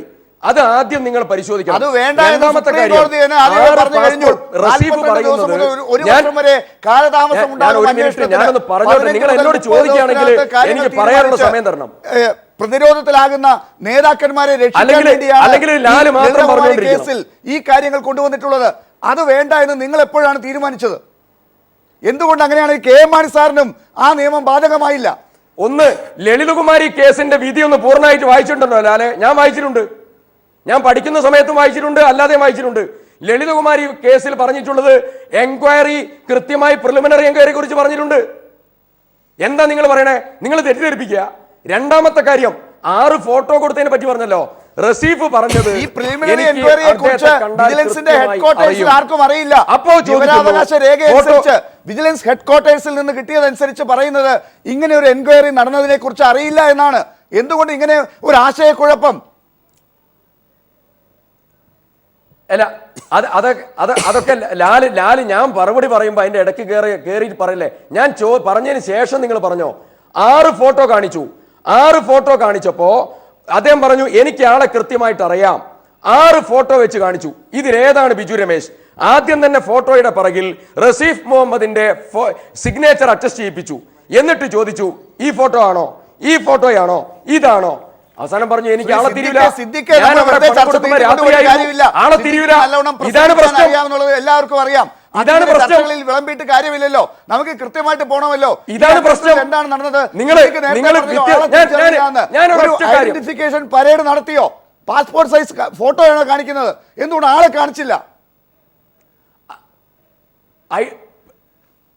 ഒന്ന്, പറയുന്ന ഡേറ്റ് വ്യത്യാസം, പറയുന്ന സാഹചര്യം വ്യത്യാസം. ഞാൻ ചോദിച്ച ചോദ്യത്തിന് 3 രീതിയിൽ ഞാൻ ആളെ കണ്ടാൽ ഫോട്ടോ കണ്ടാൽ തിരിച്ചറിയുന്നു പറയാ.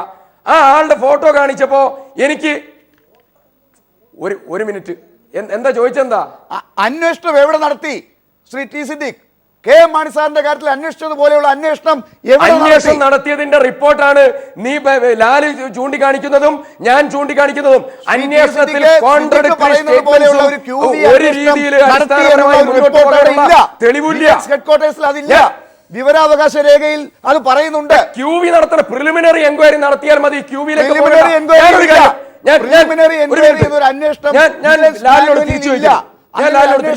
ഓഫീസിലില്ല. അതിന്റെ വിവരാവകാശ രേഖ കാണിക്കാം. ലാലിനോട് സീരിയസ് ആയ ഒരു ചോദ്യം ചോദിക്കുന്നു. ഇടയ്ക്ക് കയറി ഇടപെടണ്ട. എളമരം കരീമിന്റെ കേസിൽ ഡ്രൈവർ 5 കോടി രൂപ നൽകിയതിന്റെ കേസ് QV നടത്തിയിട്ടാണോ വെറുതെ തൽക്കാലം അതല്ലെങ്കിൽ പ്രിലിമിനറി എൻക്വയറി നടത്തിയിട്ടാണോ? 2, ഒരു മിനിറ്റ്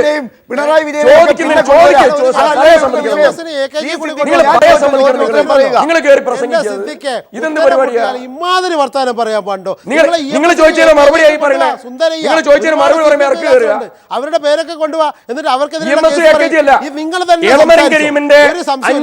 നിങ്ങൾക്കാണ് ഇതെല്ലാം തെളിയിക്കേണ്ട. നിങ്ങളാണ് വിഷമസന്ധിയിൽ മറുപടി പറയുമ്പോൾ എന്താ ചൂടാകുന്നത്? എളമരം കരീമിന്റെ 5 കോടിയുടെ കേസ് പ്രിലിമിനറി എൻക്വയറി നടത്തിയാണ് ക്ലോസ് ചെയ്തത്. ഒരു വാചകം വേണ്ട സിദ്ദിഖ്. ഞാൻ ഒരു കാര്യം പറയാം. വിജിലൻസിന്റെ കയ്യിലുള്ള ഒരു അന്വേഷണം എന്ന് പറയുന്നത് മിന്നൽ പരിശോധന, അന്വേഷണം, വിജിലൻസ് അന്വേഷണം, വെരിഫിക്കേഷൻ റിപ്പോർട്ട്, വിജിലൻസ് കേസ്, ഇങ്ങനെ ഉള്ള ക്വിക്ക് വെരിഫിക്കേഷൻ റിപ്പോർട്ട്, ഇങ്ങനെ 5 കാര്യങ്ങളാണ്. ഇതിൽ പ്രിലിമിനറി എൻക്വയറി ഇല്ല. അതുകൊണ്ടാണ് കെ എം മാണി സാറിന്റെ കാര്യത്തിൽ അത് ഇല്ലാത്തൊരു കാര്യം ഉണ്ട് എന്നിപ്പോ പറയുന്നു. അത് നടത്തിയിട്ടില്ല, രേഖയില്ല, ഒന്നും നടത്തിയിട്ടില്ല. സിദ്ദിഖിന് ഒന്നും പറയാനും കഴിയും. പ്രിലിമിനറി എൻക്വയറി നടത്തി. പ്രിലിമിനറി എൻക്വയറി QV-യേക്കാൾ ഇമ്പോർട്ടന്റ് ആണ്. നിയമപ്രകാരം നടത്താൻ പറ്റാത്ത ഒരു അന്വേഷണം നിങ്ങൾ നടത്തിയത് എങ്ങനെയാണ് നടത്തിയത്? ടി സിദ്ദീഖ് ഒരു കാര്യം ചെയ്യ്. ലാല് വിധി പറയ്, ലാല് സംസാരിക്ക്, ലാല് അസർട്ട് ചെയ്യ്.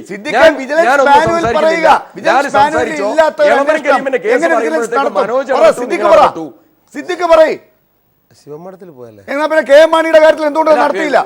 ലാല് പറഞ്ഞോ? ഞാൻ പറയണ്ട, ലാല് തന്നെ പറഞ്ഞോ. അല്ല സിദ്ദിഖ്, വിജിലൻസ് മാനുവൽ പ്രകാരം നടത്താൻ പറ്റുന്ന അന്വേഷണം എത്രയാണ്? 5 കോടിയുടെ കേസിൽ ഇതേ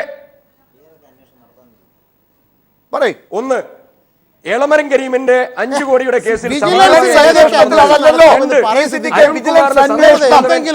മാനുവൽ വിജിലൻസ് മാനുവലിൽ പറയുന്ന അന്വേഷണങ്ങൾ എത്ര തരം, അതിലേത് ഇവിടെ നടന്നു?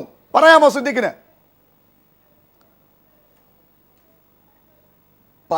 പറയുന്നതിനേക്കും അത് പറയ്. മറുപടി, ഈ ചോദ്യത്തിന്റെ മറുപടി പറയുമ്പോ ലാൽ ഇടപെടുന്നത് അല്ല, നാലാമത്തെ തവണയാ ലാൽ ഇടപെടുന്നേ.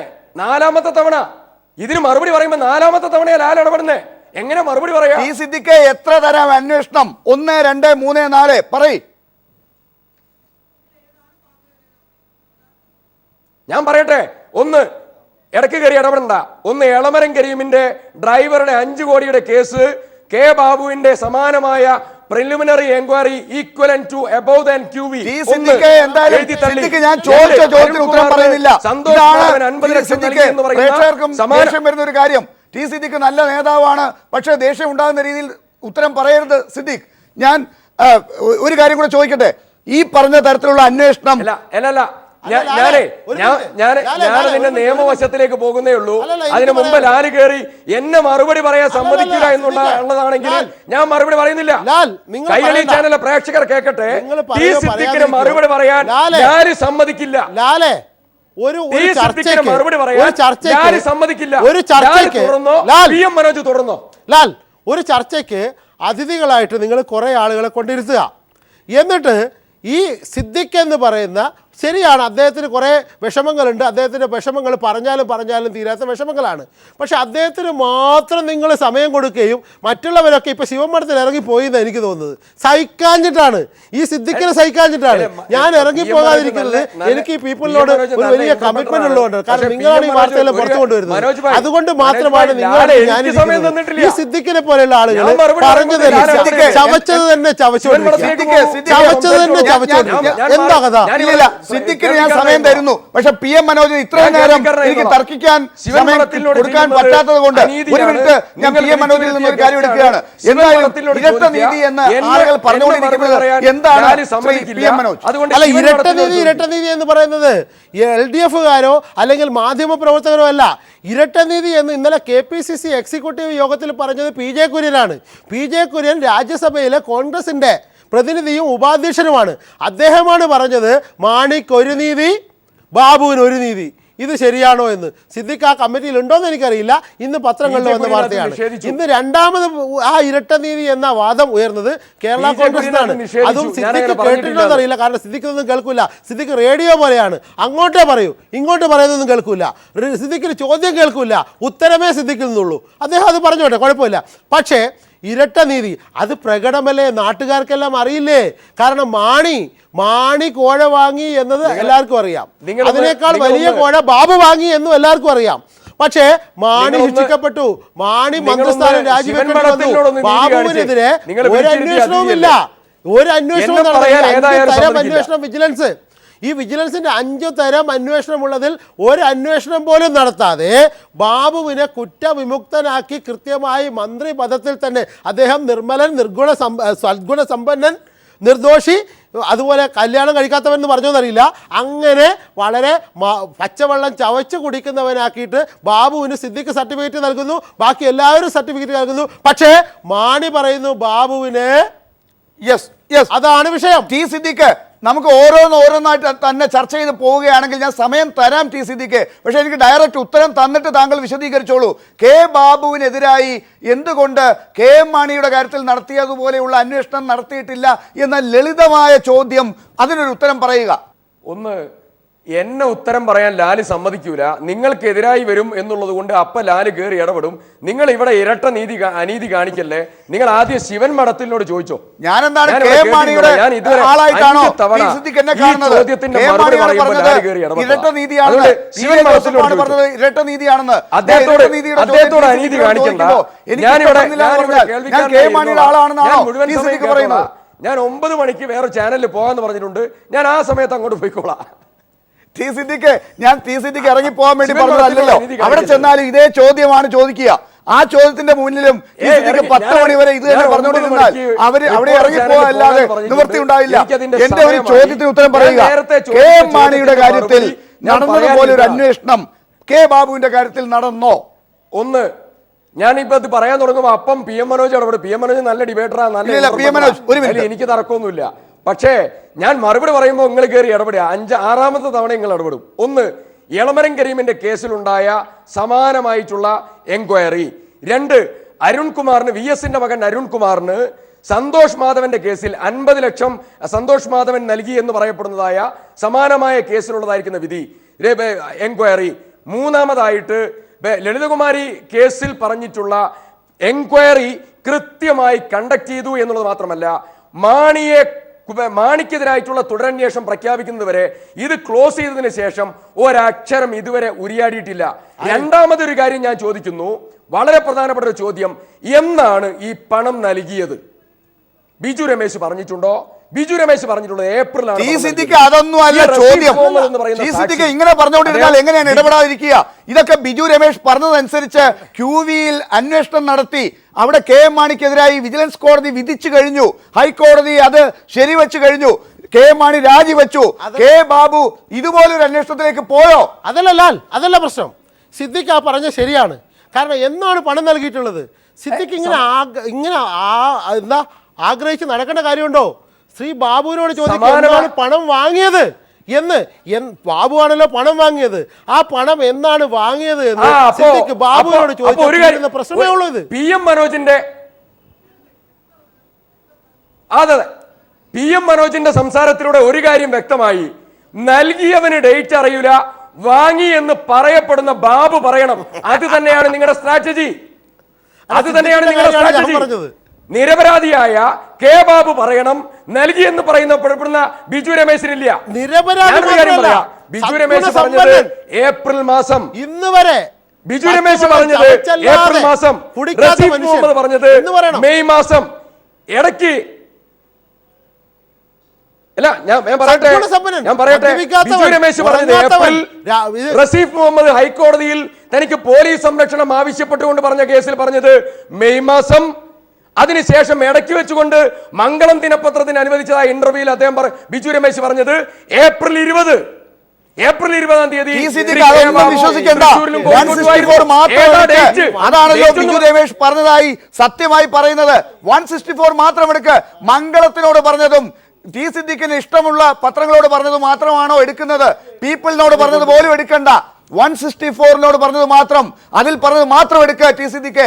എനിക്ക് 3 ചോദ്യങ്ങളുണ്ട് K ബാബുവിനെ കുറിച്ച്. സിദ്ദിഖ് വിചാരിച്ചാൽ ഒറ്റ സെക്കൻഡിൽ ഉത്തരം പറയാൻ പറ്റുന്നത്. അത് പറഞ്ഞു തീർത്താൽ താങ്കൾക്ക് അടുത്ത ചാനലിലേക്ക് പോകാം. അത് പറയാതെ പോയാലും താങ്കളെ പ്രേക്ഷകർ വിലയിരുത്തും. ആ ചോദ്യം ഞാൻ ചോദിക്കണമോ വേണ്ടയോ? ചോദിച്ചോ.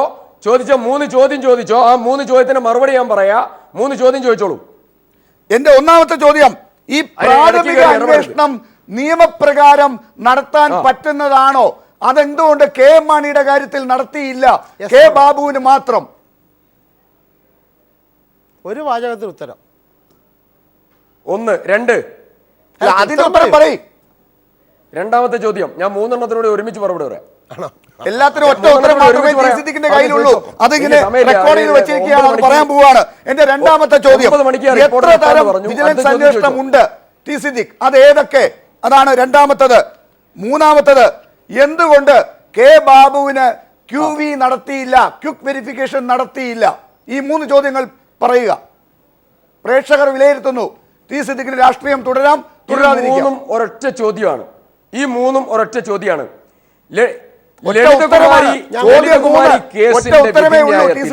ലളിതകുമാരി കേസിന്റെ വിധിന്യായത്തിൽ ലളിതകുമാരി, കമലകുമാരി ഇതൊക്കെ പറയാൻ തുടങ്ങിയിട്ട് കുറെ നേരമായി.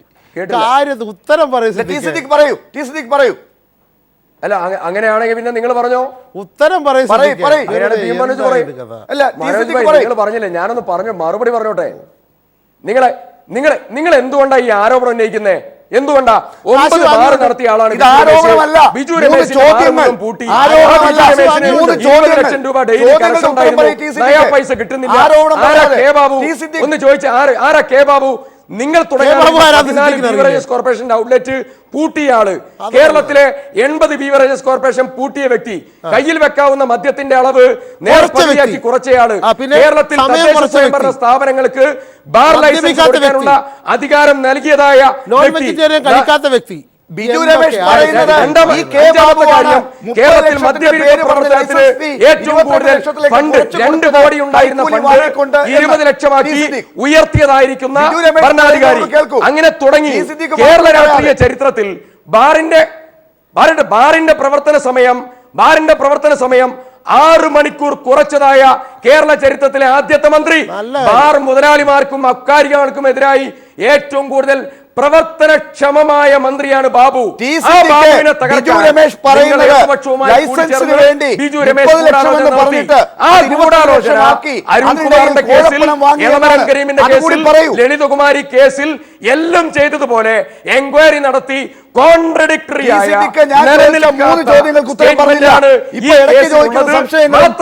മറുപടി പറയുന്നില്ല.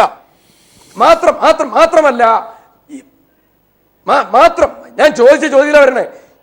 അരുൺകുമാറിന്റെ കേസിലും എളമരം കരീമിന്റെ കേസിലും ലളിതകുമാരി കേസിലും വിജിലൻസിന്റെ മാനുവലും പറഞ്ഞിട്ടുള്ള എല്ലാത്തിനും വിധേയമായിട്ടാണ് ഈ അന്വേഷണം നടന്നിട്ടുള്ളത്.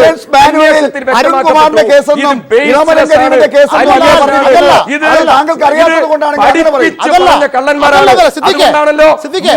രണ്ട് സാക്ഷികൾ രണ്ട് സാക്ഷികൾ രണ്ട് രീതിയിൽ, ബിജു രമേശ് മറ്റൊരു രീതിയിൽ മൊഴി പറഞ്ഞിരിക്കുന്നത്. അതുകൊണ്ട് എനിക്കുള്ള സമയമായി 9 മണിക്ക് ഞാൻ എത്താമെന്ന് പറഞ്ഞിട്ടുണ്ട്. ഞാൻ എന്റെ മറുപടി കൃത്യമായി രേഖപ്പെടുത്തി ബഹുമാനായ ശ്രീ മനോജും ശിവൻ മഠത്തിലും തുടരണം. ഞാൻ എന്റെ പ്രേക്ഷകരോട് പറയുന്നു, ബിജു രമേശ് മാർച്ച് 30-ാം തീയതി എറണാകുളത്തെ ഗോകുലം പാർക്കിൽ പങ്കെടുത്തുകൊണ്ട് പറഞ്ഞത് കേരളത്തിലെ UDF മന്ത്രിസഭയിലെ വീണ്ടും അഡീഷണൽ മന്ത്രിമാർക്കെതിരായി ആരോപണം ഉന്നയിക്കണം, ഈ മന്ത്രിസഭയെ താഴെ ഇറക്കണം. അതിന്റെ CD കെ ബാബു ഹാജരാക്കിയതാണ്. ഈ ഏർപ്പാടാണ് നടക്കുന്നത്. അത് ജനം വിശ്വസിക്കില്ല. എനിക്ക് പെട്ടെന്ന് 1 മിനിറ്റിൽ ഒരു ചോദ്യത്തിന് ഉത്തരം താങ്കൾ ഇങ്ങനെ പറഞ്ഞാൽ, ബിജു രമേശ് പറഞ്ഞ ചില കാര്യങ്ങൾ മാത്രം താങ്കൾ കേൾക്കുന്നു. എനിക്ക് ലാലിനോട് എല്ലാവരും സ്നേഹവും വെച്ചുകൊണ്ട് പറയുന്നു. ഞാൻ ലാലിനോട് നേരത്തെ പറഞ്ഞിട്ടുണ്ട്, എനിക്ക് 9 മണിക്ക് ഒരു ചർച്ചയുണ്ട്. എനിക്ക് 9 മണിക്ക് ഒരു ചർച്ചയുണ്ടെന്ന് ലാലിനോട് നേരത്തെ പറഞ്ഞിട്ടുള്ളതാണ്. പോകാൻ അനുവദിക്കണം ദയവ്. ആ ചർച്ചയിൽ ഇതാണോ പറയാൻ പോകുന്നത്? എനിക്ക് അത് ഞാൻ കൈരളി ചാനലിനോട് കാണിച്ച കമ്മിറ്റ്മെന്റ് മറ്റുള്ളവരോട് കാണിക്കാനുള്ള സൗകര്യം എനിക്ക് തരണം. TCDക്ക് മറുപടി പറഞ്ഞില്ലെങ്കിലും താങ്കളെ ഞാൻ നന്ദികേടോടുകൂടി മടക്കി അയക്കില്ല. താങ്കളോട് നന്ദി തന്നെ പറഞ്ഞുകൊണ്ട് തന്നെയാണ് താങ്കളെ മടക്കി അയക്കുന്നത്. ആ ഒരു മാന്യത കൈരളി പീപ്പിൾ കാണിക്കുന്നുണ്ട്. പക്ഷെ താങ്കൾ ഉത്തരം പറഞ്ഞില്ല. അത് നാളെയും താങ്കളെ പിന്തുടരും. മനോജിന് ഇപ്പോഴും സംശയം തീർന്നില്ല. പറയൂ. ഇല്ല, എനിക്കൊരു സംശയമില്ല. സിദ്ദിഖിന് നല്ലത് വരട്ടെ. അദ്ദേഹം വിഷമിച്ച് പക്ഷേ നാണം കെടാതെ നല്ല ഇന്റർപ്രറ്ററാണ്. ഞാൻ ഇഷ്ടപ്പെടുന്ന അദ്ദേഹത്തിന്റെ പൊളിറ്റിക്കൽ ലേഖനമൊക്കെ വായിക്കുന്ന ആളാണ് ഞാൻ. അദ്ദേഹം സംസാരിക്കട്ടെ. പക്ഷേ TCD ഇങ്ങനെയാണ് മറുപടികൾ പറഞ്ഞു പോകുന്നതെങ്കിൽ താങ്കൾ എപ്പോഴും പ്രതിരോധത്തിലാകും, താങ്കൾക്ക് തന്നെ അപകടത്തിലാകും. താങ്കൾ ഭാവിയുള്ള ഒരു രാഷ്ട്രീയക്കാരനാണ് എന്ന് PM മനോജൻ കരുതുന്നു, ആശംസിച്ചു. അതുകൊണ്ടാണ് PC ജോർജ് കൂടി ഇപ്പോൾ നമ്മളോടൊപ്പം ചേർന്നിട്ടുണ്ട്. PC ജോർജ്, താങ്കൾ അയോഗ്യനായിരിക്കുകയാണ് ഇന്നത്തെ ദിവസം. ഇപ്പോൾ യോഗ്യന്മാർ ആരൊക്കെയാണെന്നുള്ളതാണ് ചർച്ചയിൽ വലിയ ആശയക്കുഴപ്പങ്ങൾ ഉണ്ടാക്കുന്നത്. കീഴ്വഴക്കമനുസരിച്ച് അയോഗ്യനായിട്ടുണ്ടെങ്കിൽ താങ്കൾക്ക് തിരുവനന്തപുരം മുതൽ പൂഞ്ഞാർ വരെ ഒരു യാത്ര നടത്താനുള്ള സമയമായിട്ടുണ്ട്. വേണ്ടേ? വേണ്ട. ഞാൻ ചീഫ് വിപ്പ് സ്ഥാനം രാജിവെച്ചപ്പോൾ തിരുവനന്തപുരത്ത് 10,000-കണക്കിന് ആളുകൾ സ്വീകരണം തന്നെനിക്ക്. അത് കഴിഞ്ഞ് ഞാൻ ട്രെയിനിൽ കോട്ടയത്ത് വന്നപ്പോൾ 1000-കണക്കിന് ആളുകൾ ഈരാറ്റുപേട്ട വരെ യാത്ര ചെയ്ത് ഒരു 15,000 പേരുടെ യോഗത്തിലാണ് ഞാൻ ഈരാറ്റുപേട്ട രാത്രി 10 മണിക്ക് പ്രസംഗിച്ച് ജനം കണ്ടുകൊണ്ടിരിക്കുക. ഞാൻ പിറ്റേ ദിവസം അന്വേഷിച്ചപ്പോൾ ഈ യാത്രയ്ക്ക് ഓരോ വ്യക്തിക്കും ചിലവായ പണം നോക്കി ഞാൻ ഞടുങ്ങിപ്പോയി. നമ്മുടെ സുഹൃത്തുക്കളും സ്നേഹരും കയ്യിൽ നിന്ന് മുടക്കിയതാണ്. ഇത് ശരിയാണോ? ഞാൻ അന്ന് പറഞ്ഞു, ഇനി മേലിൽ ഈ സ്വീകരണത്തിൽ ഞാനില്ല എന്ന്. എനിക്ക് ഇന്ന് മാണിയുടെ സ്വീകരണം, മാണിക്ക് സ്വീകരണമല്ല, വിലാപയാത്രയല്ലേ നമ്മൾ കണ്ടത്. KM മാണിയുടെ വിലാപയാത്ര വളരെ ദുഃഖകരമായിപ്പോയി. അത് കോട്ടയത്ത് വന്നപ്പോൾ എനിക്ക് സങ്കടം തോന്നി. കുറേ വണ്ടിയുണ്ട്, ആളില്ല. മാണിയുടെ ദയനീയമായ മുഖം കണ്ടപ്പോൾ എനിക്ക് ദുഃഖം തോന്നി. അത് വിലാപയാത്രയായിരുന്നു. പിന്നെ അയോഗ്യരാക്കിയെന്നുള്ളത് നിങ്ങൾ പറഞ്ഞ് എനിക്ക് പരാതിയുണ്ട്. മാണി ബാർ മുതലാളിമാരോട് കൈക്കൂലി മേടിച്ചതിൻ്റെ പേരിൽ കോടതി വിധിയുടെ അടിസ്ഥാനത്തിൽ രാജിവെച്ചു. ഞാൻ ഇന്നലെ രാജിവെച്ചതാണ്. ബഹുമാൻ സ്പീക്കർ അത് അംഗീകരിക്കുന്നതിന് പകരം ഒരു മോശം ഇടപാടുണ്ടായി, പോട്ടെ. പക്ഷേ അത് എന്തിനു വേണ്ടിയാണ്? ഈ ബാർ ഉൾപ്പെടെയുള്ള കാര്യങ്ങളിൽ അഴിമതിക്കാർക്കെതിരെ ശക്തമായ നടപടി സ്വീകരിക്കണമെന്ന് ആവശ്യപ്പെട്ടുകൊണ്ട് മന്ത്രിമാർ കള്ളന്മാരായ മന്ത്രിമാർ രാജിവെക്കണമെന്ന് മാണി ഉൾപ്പെടെ രാജിവെക്കണമെന്ന് ഞാൻ ആവശ്യപ്പെട്ടതിൻ്റെ പേരിലാണ് എന്നെ അയോഗ്യനാക്കിയിരിക്കുന്നത്. അപ്പോൾ ഇത് രണ്ടും തുല്യമായിട്ട് കാണരുത്. മാലാഖയും ലൂസിഫറിനെയും ഒരുപോലെ കാണുന്നത് ഒരു മാധ്യമങ്ങൾക്കും ഗുണകരമല്ല. ഞാൻ അഴിമതിക്കെതിരെ എന്തായാലും ശ്രീ പി സി ജോർജ്, താങ്കൾക്ക് അപ്പീൽ പോകാനുള്ള ഒരു അവസരം കൂടി ഉണ്ടല്ലോ. അപ്പീൽ പോകുന്നതിനെ കുറിച്ച് താങ്കൾ ആലോചിക്കുകയാണോ ഇപ്പോ? രണ്ടായി കാണാനുള്ള അപ്പീലല്ല, സ്പീക്കറുടെ വിധി സ്പീക്കറെ ബഹുമാനിക്കുകയും ആദരിക്കുകയും ചെയ്യുമ്പോൾ വിധിയെ വിമർശിക്കാനുള്ള അധികാരം അംഗങ്ങൾക്കുണ്ട്, ജനങ്ങൾക്കുണ്ട്. ആ അവകാശം, പൗരാവകാശം മാത്രം വിനിയോഗിച്ചുകൊണ്ട് ആ വിധിയിലെ പാകപ്പിഴകളും നിയമവിരുദ്ധമായ കാര്യങ്ങളും ബഹുമാനപ്പെട്ട കോടതി മുമ്പിൽ കൊണ്ടുവന്ന് അത് വസ്തുതാപരമായി വിശകലനം ചെയ്യണം എന്നാണ് ഞാൻ ആഗ്രഹിക്കുന്നത്. പക്ഷേ ഞാൻ നിയമസഭയിലേക്കില്ല, പേടിക്കണ്ട.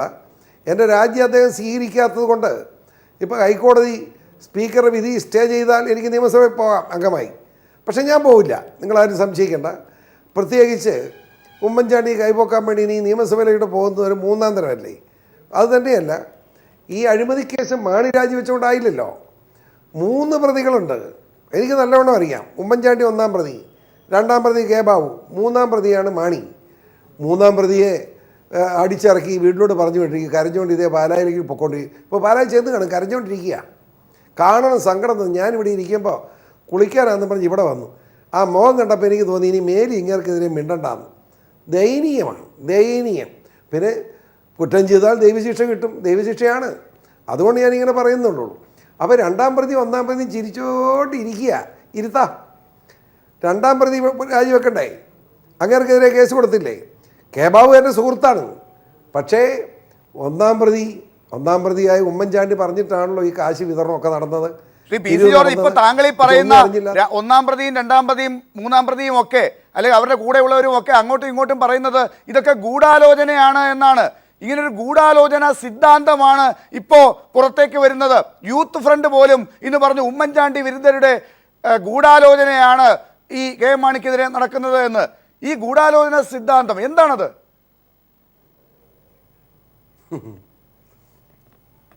അതായത് ഈ ഗൂഢാലോചന സിദ്ധാന്തം മാണി ഇനി പറയേണ്ട വല്ല കാര്യമുണ്ടോ?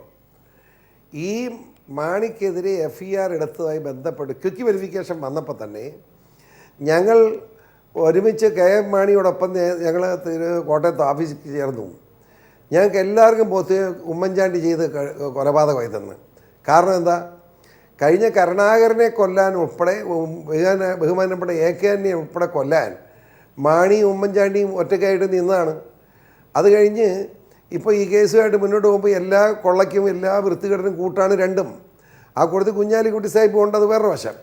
അങ്ങനെ പോകുമ്പോൾ മാണി ഇതിനിടയ്ക്ക് മുഖ്യമന്ത്രിയാകാൻ വേണ്ടി ഒരു നീക്കം നടത്തി.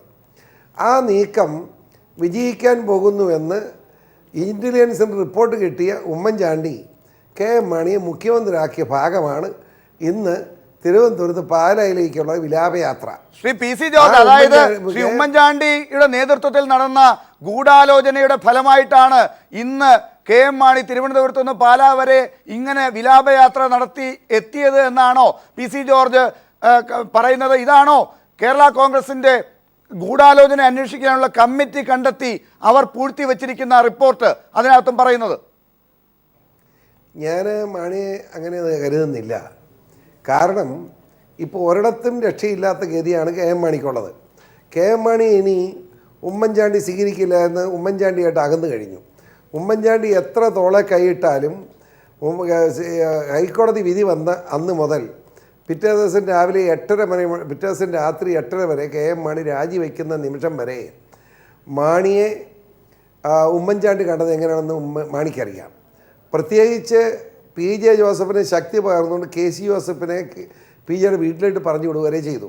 എന്ന് മാത്രമല്ല, മാണിയുടെ കൂട്ടത്തേക്ക് MLA-മാരെ ചാക്കിട്ട് പിടിച്ച് ജോസഫിൻ്റെ വശത്താക്കാനുള്ള നീക്കവും നടന്നു. ഇതൊക്കെ കെ എം മാണിക്ക് അറിയാം, യാതൊരു സംശയമില്ല. UDF വിട്ടാൽ മാണിയുടെ കൊടുത്ത് ഓരോ MLA-യും കാണുകയില്ല. ഇപ്പോൾ പൊസിഷൻ അതാണ്. ആ നിലയ്ക്ക് UDF വിട്ടുപോകാനും മാണിക്ക് കഴിയില്ല. എന്നാൽ UDF വേറെ വിശ്വാസവും ഇല്ല. അപ്പനും മകനും വേറൊന്ന് ഈ കേസിൻ്റെ തുടരന്വേഷണമാണ്, അല്ലാതെ പുനരന്വേഷണമല്ല. തുടരന്വേഷണം നടക്കുന്നത്. തുടരന്വേഷണം കഴിഞ്ഞാൽ മാണി അറസ്റ്റിലാവും. മാണിയോടൊപ്പം ആരൊക്കെ അറസ്റ്റിലാവുമെന്ന് ആർക്കറിയാം? മാണിയുടെ വീട് റെയ്ഡ് ചെയ്യലേ.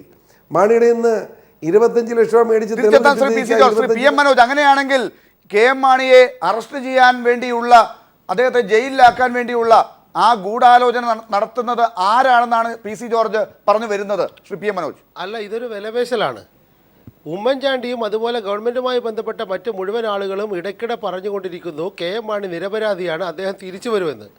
തുടരന്വേഷണം നടത്തേണ്ടത് വിജിലൻസാണ്. ഈ വിജിലൻസിനെ കൊണ്ട് തന്നെയാണ് നേരത്തെ ഈ വിജിലൻസ് ഇൻവെസ്റ്റിഗേറ്റിംഗ് ഓഫീസറുടെ റിപ്പോർട്ട് മാറ്റി മറിച്ചുകൊണ്ട് വിജിലൻസ് ഡയറക്ടറെ ഇടപെടുവിച്ചുകൊണ്ട് കേസ് അട്ടിമറിക്കാൻ ശ്രമിച്ചത്. അത് നമ്മുടെ മുന്നിലുണ്ട്. അതുപോലെ ഈ പ്രിലിമിനറി ഇൻവെസ്റ്റിഗേഷനോ അല്ലെങ്കിൽ ക്വിക്ക് വെരിഫിക്കേഷനോ ഇൻവെസ്റ്റിഗേഷനോ എൻക്വയറിയോ ഒന്നും നടത്താതെ കെ ബാബുവിനെ രക്ഷപ്പെടുത്തിയ അനുഭവം നമ്മുടെ മുന്നിലുണ്ട്. ഇതിപ്പോൾ മുഖ്യമന്ത്രി ഉൾപ്പെടെയുള്ള ആളുകൾ ഇങ്ങനെ നിരന്തരം പറഞ്ഞുകൊണ്ടിരിക്കുകയാണ് മാണി നിരപരാധിയാണ് എന്ന്. ഇതൊരു വിലപേശലാണ്. എനിക്ക് കൃത്യമായിട്ട് ശ്രീ പി സി ജോർജിനെ എനിക്കറിയാം, അദ്ദേഹം ഒരു ഫൈറ്ററാണ്. പക്ഷേ ഒരു കാര്യം കൂടി പറയണം, അദ്ദേഹം ഈ കൂടെ കിടക്കുന്ന ആളുകൾക്ക് രാപ്പനി അറിയൂ. ഉമ്മൻചാണ്ടിയുടെയും മാണിയുടെയും കൂടെ കൃത്യമായിട്ട് ഒരുപാട് കാലം കിടന്ന ആളാണ് ശ്രീ പി സി ജോർജ്. അതുകൊണ്ട് തന്നെ ഇവരുടെ തന്ത്രങ്ങളെക്കുറിച്ച് പി സി ജോർജിന് അറിയാവുന്ന പോലെ മറ്റാർക്കും അറിയാൻ സാധ്യതയില്ല എന്നാണ് ഞാൻ വിശ്വസിക്കുന്നത്. അദ്ദേഹം പറയുന്നത് കൃത്യമാണ്, ഗൂഢാലോചന നടന്നിട്ടുണ്ട്. ഇപ്പോൾ മാണിയെ പെടുത്താനുള്ള ഗൂഢാലോചനയും ഒടുവിൽ മാണിയെ വെടക്കാക്കി തനിക്കാക്കാനുള്ള ഗൂഢാലോചനയും അതോടൊപ്പം ബാബുവിനെ രക്ഷിക്കാനുള്ള ഗൂഢാലോചനയും ഈ ഉമ്മൻചാണ്ടിയുടെ നേതൃത്വത്തിലാണ് നടന്നിട്ടുള്ളത്. ഉമ്മൻചാണ്ടിയാണ് ഒന്നാം പ്രതി, രണ്ടാം പ്രതി കെ ബാബു പെടാൻ പോകുന്നു, മൂന്നാം പ്രതി പി സി ജോർജിന് അറിയാവുന്ന കാര്യങ്ങൾ അതേപോലെ പൊതുജന സമക്ഷവും നീതിന്യായ പീഠത്തിൻ്റെ മുന്നിലും കൃത്യമായി തെളിവ് സഹിതം അവതരിപ്പിക്കാനുള്ള സാഹചര്യമുണ്ടായാൽ തീർച്ചയായും ഉമ്മൻചാണ്ടി അടക്കം ശിക്ഷിക്കപ്പെടുന്ന അവസ്ഥയിലേക്കാണ് പോകുന്നത് കാര്യങ്ങൾ എന്നാണ് എനിക്ക് പറയുന്നത്. എന്തായാലും ശ്രീ പി സി ജോർജ്, ബാർകോഴ കേസിൽ ഇപ്പോ ഇരട്ട നീതി എന്നാണല്ലോ കെ എം മാണിയുടെ കരച്ചിൽ. അത് താങ്കൾ പറഞ്ഞ ഭാഷ ഉപയോഗിക്കുകയാണെങ്കിൽ കരഞ്ഞുകൊണ്ട് പാലായിലേക്ക് വിലാപയാത്ര നടത്തുന്നു എന്ന് താങ്കൾ പറഞ്ഞുകൊണ്ടാണ് ഞാൻ അങ്ങനെ പറഞ്ഞത്. ആ അർത്ഥത്തിൽ കെ എം മാണി പറയുന്നുണ്ടെങ്കിൽ ആ പരാതിക്കൊരു കഴമ്പുണ്ടല്ലോ, കെ എം മാണി പറയുന്നതിൽ അർത്ഥമുണ്ടല്ലോ, ഇരട്ട നീതി ഉണ്ടല്ലോ.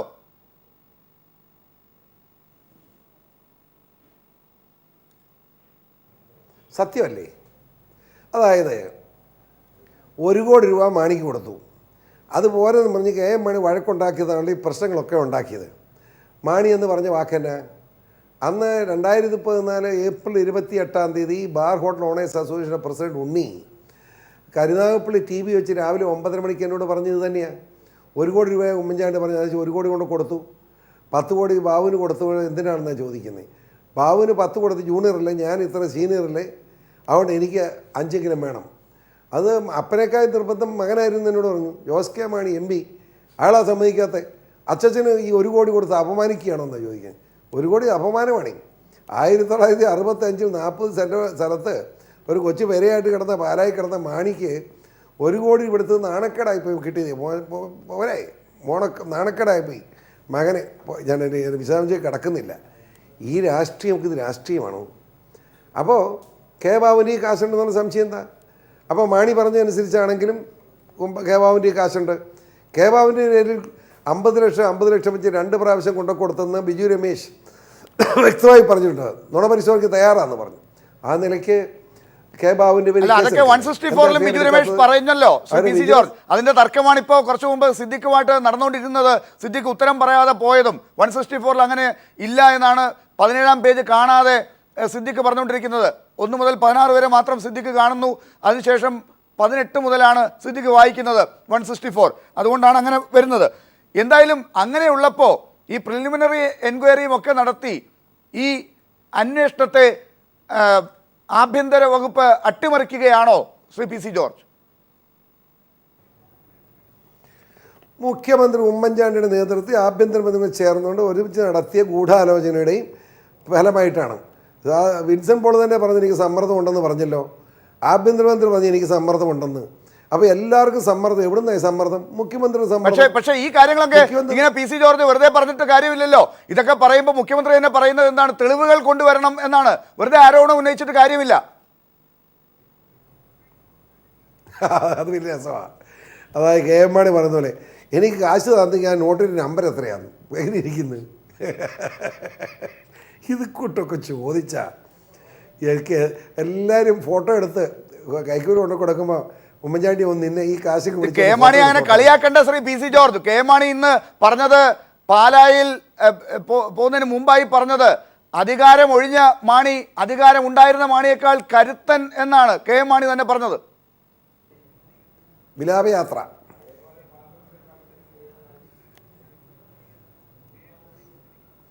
കെ എം മാണി വീട്ടിൽ പോയിരുന്ന് ഭാര്യയും മക്കളുമായിട്ട് പറഞ്ഞാൽ മതി, റോഡിൽ പറയരുത്.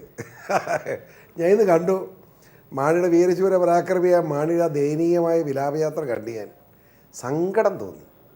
ആകെ കുറേ ജീപ്പ് കൊണ്ടുവന്ന് റോഡ് മുഴുവൻ ബ്ലോക്കാക്കി.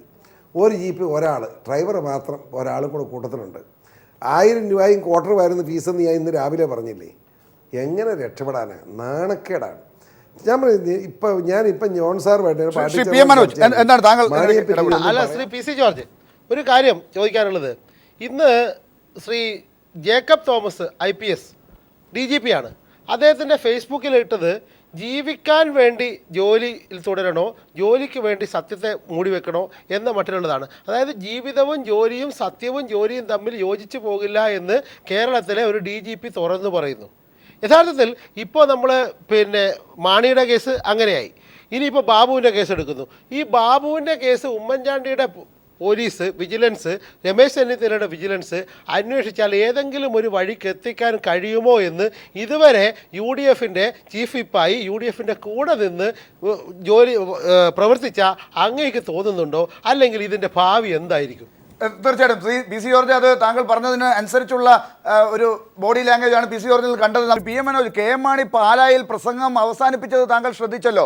ഇന്ന് കേരളം മുഴുവൻ കാത്തിരുന്നത് ഗൂഢാലോചനയെക്കുറിച്ച് കെ എം മാണി അവിടെ പറയുമെന്നുള്ളതാണ്. അവിടെ അനുയായികൾ വരെ അങ്ങനെ കരുതിയിരുന്നു. കെ എം മാണിക്ക് വീരോചിതമായ സ്വീകരണം നൽകാൻ കാത്തിരുന്നവരൊക്കെ കെ എം മാണി അതിനെക്കുറിച്ച് എന്തെങ്കിലും പറയുമെന്ന് കരുതി. കെ ബാബുവിനെ കുറിച്ച് പറയൂ എന്ന് അവർ ആവശ്യപ്പെട്ടു. ഒന്നും പറഞ്ഞില്ല K M Mani. P C ജോർജിനെ തെറി വിളിച്ചു. പേ പിടിച്ച പയ്യൻ, അവന് ഞാൻ കൊടുത്തത് മാത്രമേ ഉള്ളൂ എന്നൊക്കെ പറഞ്ഞ് ഒന്ന് ഒഴുകി പോവുകയാണ് കെ എം മാണി ചെയ്തത്. താങ്കൾ എങ്ങനെ വിലയിരുത്തുന്നു കെ എം മാണിയുടെ പാലാ പ്രസംഗത്തെ? അതല്ല, പി സി ജോർജിനെ ഇന്ന് അയോഗ്യനാക്കാൻ സ്പീക്കർ തീരുമാനിച്ചത് കൃത്യമായിട്ട് പി സി ജോർജ് ഒറ്റയ്ക്കാണ് എന്നൊരു ധാരണ കൊണ്ടാണ്. കെ എം മാണി മറ്റൊരു തലത്തിലാണ്. കെ എം മാണി 50 വർഷത്തെ അദ്ദേഹത്തിൻ്റെ നിയമസഭാ ജീവിതം അവസാനിപ്പിക്കുന്നത് പട്ടം മുതൽ പാലാ വരെ ഘോഷയാത്ര നടത്തിക്കൊണ്ടാണ്. അദ്ദേഹം പാലായിലെത്തിയിട്ട് പലതും പറയുമെന്ന് പറഞ്ഞു. കഴിഞ്ഞ ദിവസം പത്രസമ്മേളനം നടത്തിയിട്ട് അദ്ദേഹം പലതും പറയുമെന്ന് പറഞ്ഞു. പക്ഷേ അദ്ദേഹം പറയാതെ ചിലതൊക്കെ പറയുന്നുണ്ട്. ആ പറയുന്നത് ചെന്ന് കൊള്ളുന്നത് ഉമ്മൻചാണ്ടിക്കാണ്, കെ ബാബുവിനാണ്. എന്നാൽ അദ്ദേഹത്തിന് പരസ്യമായി പറയാൻ കഴിയില്ല. കാരണം ഈ 4.5 വർഷത്തെ ഭരണം, 4.5 വർഷമല്ല, വലതുപക്ഷത്തിൻ്റെ ആചാര്യനാണ് കെ എം മാണി. വലതുപക്ഷ മുന്നണിയുടെ ആചാര്യനാണ്, വലതുപക്ഷ രാഷ്ട്രീയത്തിൻ്റെ ആചാര്യനാണ്. ഈ വലതുപക്ഷ രാഷ്ട്രീയത്തിൻ്റെ ആചാര്യന്മാരായ ഉമ്മൻചാണ്ടിയും കെ എം മാണിയും തമ്മിൽ ചില താതാത്മ്യങ്ങളും ചില ഒത്തുപോക്കുകളും ഒക്കെ ഉണ്ട്. ഈ ഒത്തുപോക്കുകൾ പരസ്പരം അങ്ങോട്ടും ഇങ്ങോട്ടും പങ്കുവെച്ചാൽ രണ്ടും തകരും. ഈ വള്ളം മുങ്ങാതിരിക്കാനുള്ള ചില അഡ്ജസ്റ്റ്മെൻറ്റുകൾ ഇപ്പോൾ തന്നെ കെ എം മാണി രാജിവെച്ചു, കൂടെ എല്ലാവരും രാജിവെക്കണം, ഒന്നിച്ച് മുങ്ങണമെന്ന് തീരുമാനിച്ചപ്പോൾ ജോസഫിനെ അടർത്തി മാറ്റിയതും ഒരു കാരണവശാലും രാജിവെക്കരുതെന്ന് പറഞ്ഞ് KC ജോസഫിൻ്റെ വീട്ടിലേക്ക് ജാരന്മാർ പോകുന്ന പോലെയാണ് പോയത്. സാധാരണ മട്ടിലല്ല, ഒളിച്ച് KC ജോസഫിനെ അവിടെ ദൂതനായിട്ട് അയച്ചിട്ട് ജോസഫെ രാജിവെക്കാതെ കെ എം മാണിക്കെതിരായി പ്രവർത്തിക്കൂ എന്ന് പറഞ്ഞ ഉമ്മൻചാണ്ടി എന്തും ചെയ്യും, എന്തും കളിക്കും. ഇപ്പം സ്ഥാനമേ പോയിട്ടുള്ളൂ. ഇനി ഇതുവരെ ആർജിച്ച സ്വത്തുക്കൾ പോലും നശിച്ചു പോകുമെന്ന ഭയം കെ എം മാണിക്കുണ്ട്. അതുകൊണ്ട് ഇവർ തമ്മിൽ അഡ്ജസ്റ്റ്മെന്റ് ഉണ്ടാവാനുള്ള സാധ്യത കൂടുതലാണ്. എന്നാൽ ഇവരുടെ താല്പര്യങ്ങൾ സംരക്ഷിക്കുന്നതിനുപരിയായിട്ട് അഭിമാനത്തിന് മുറിവേറ്റിട്ടുണ്ട്. അതിന്റെ തിരിച്ചടി അവസാനമായി ശ്രീ പി സി ജോർജ്, എന്തായാലും നിയമസഭാ സമ്മേളനം തുടങ്ങാൻ പോവുകയാണ്. താങ്കൾ ആ നിയമസഭയിലേക്ക് ഇനി പോകുന്നില്ല. താങ്കൾ അവിടെ അയോഗ്യനാണ്, അല്ലെങ്കിൽ വേറൊരു തരത്തിൽ താങ്കളുടെ ഭാഷയിൽ യോഗ്യന്മാരുടെ കൂട്ടത്തിലാണ് താങ്കൾ. എന്തായാലും നിയമസഭയ്ക്ക് പുറത്തുള്ള പി സി ജോർജ് ആണോ കൂടുതൽ കരുത്തൻ, ശ്രീ കെ എം മാണി അവകാശപ്പെടുന്നത് പോലെ? ഞാൻ കരുത്തനാണെന്നുള്ള അഹങ്കാരമൊന്നും എനിക്കില്ല. പൂഞ്ഞാർ നിയോജകമണ്ഡലത്തെ ജനങ്ങളുടെ പൂർണ്ണമായി പിന്തുണയോടുകൂടി കഴിഞ്ഞ പ്രാവശ്യത്തിൻ്റെ ഇരട്ടി കൂടുതൽ ഭൂരിപക്ഷത്തോടുകൂടി കേരള നിയമസഭയിൽ പി സി ജോർജ് ഉണ്ടാവും. ദൈവാനുഗ്രഹം. എന്തായാലും ചർച്ച അവസാനിപ്പിക്കേണ്ട സമയമായതുകൊണ്ട് മാത്രം ഇടപെടുന്നു. വളരെ നന്ദി ചർച്ചയിൽ പങ്കെടുത്തതിന് Shri P C George, T Siddique, Shri PM Manoj, advocate Sivan മഠത്തിൽ.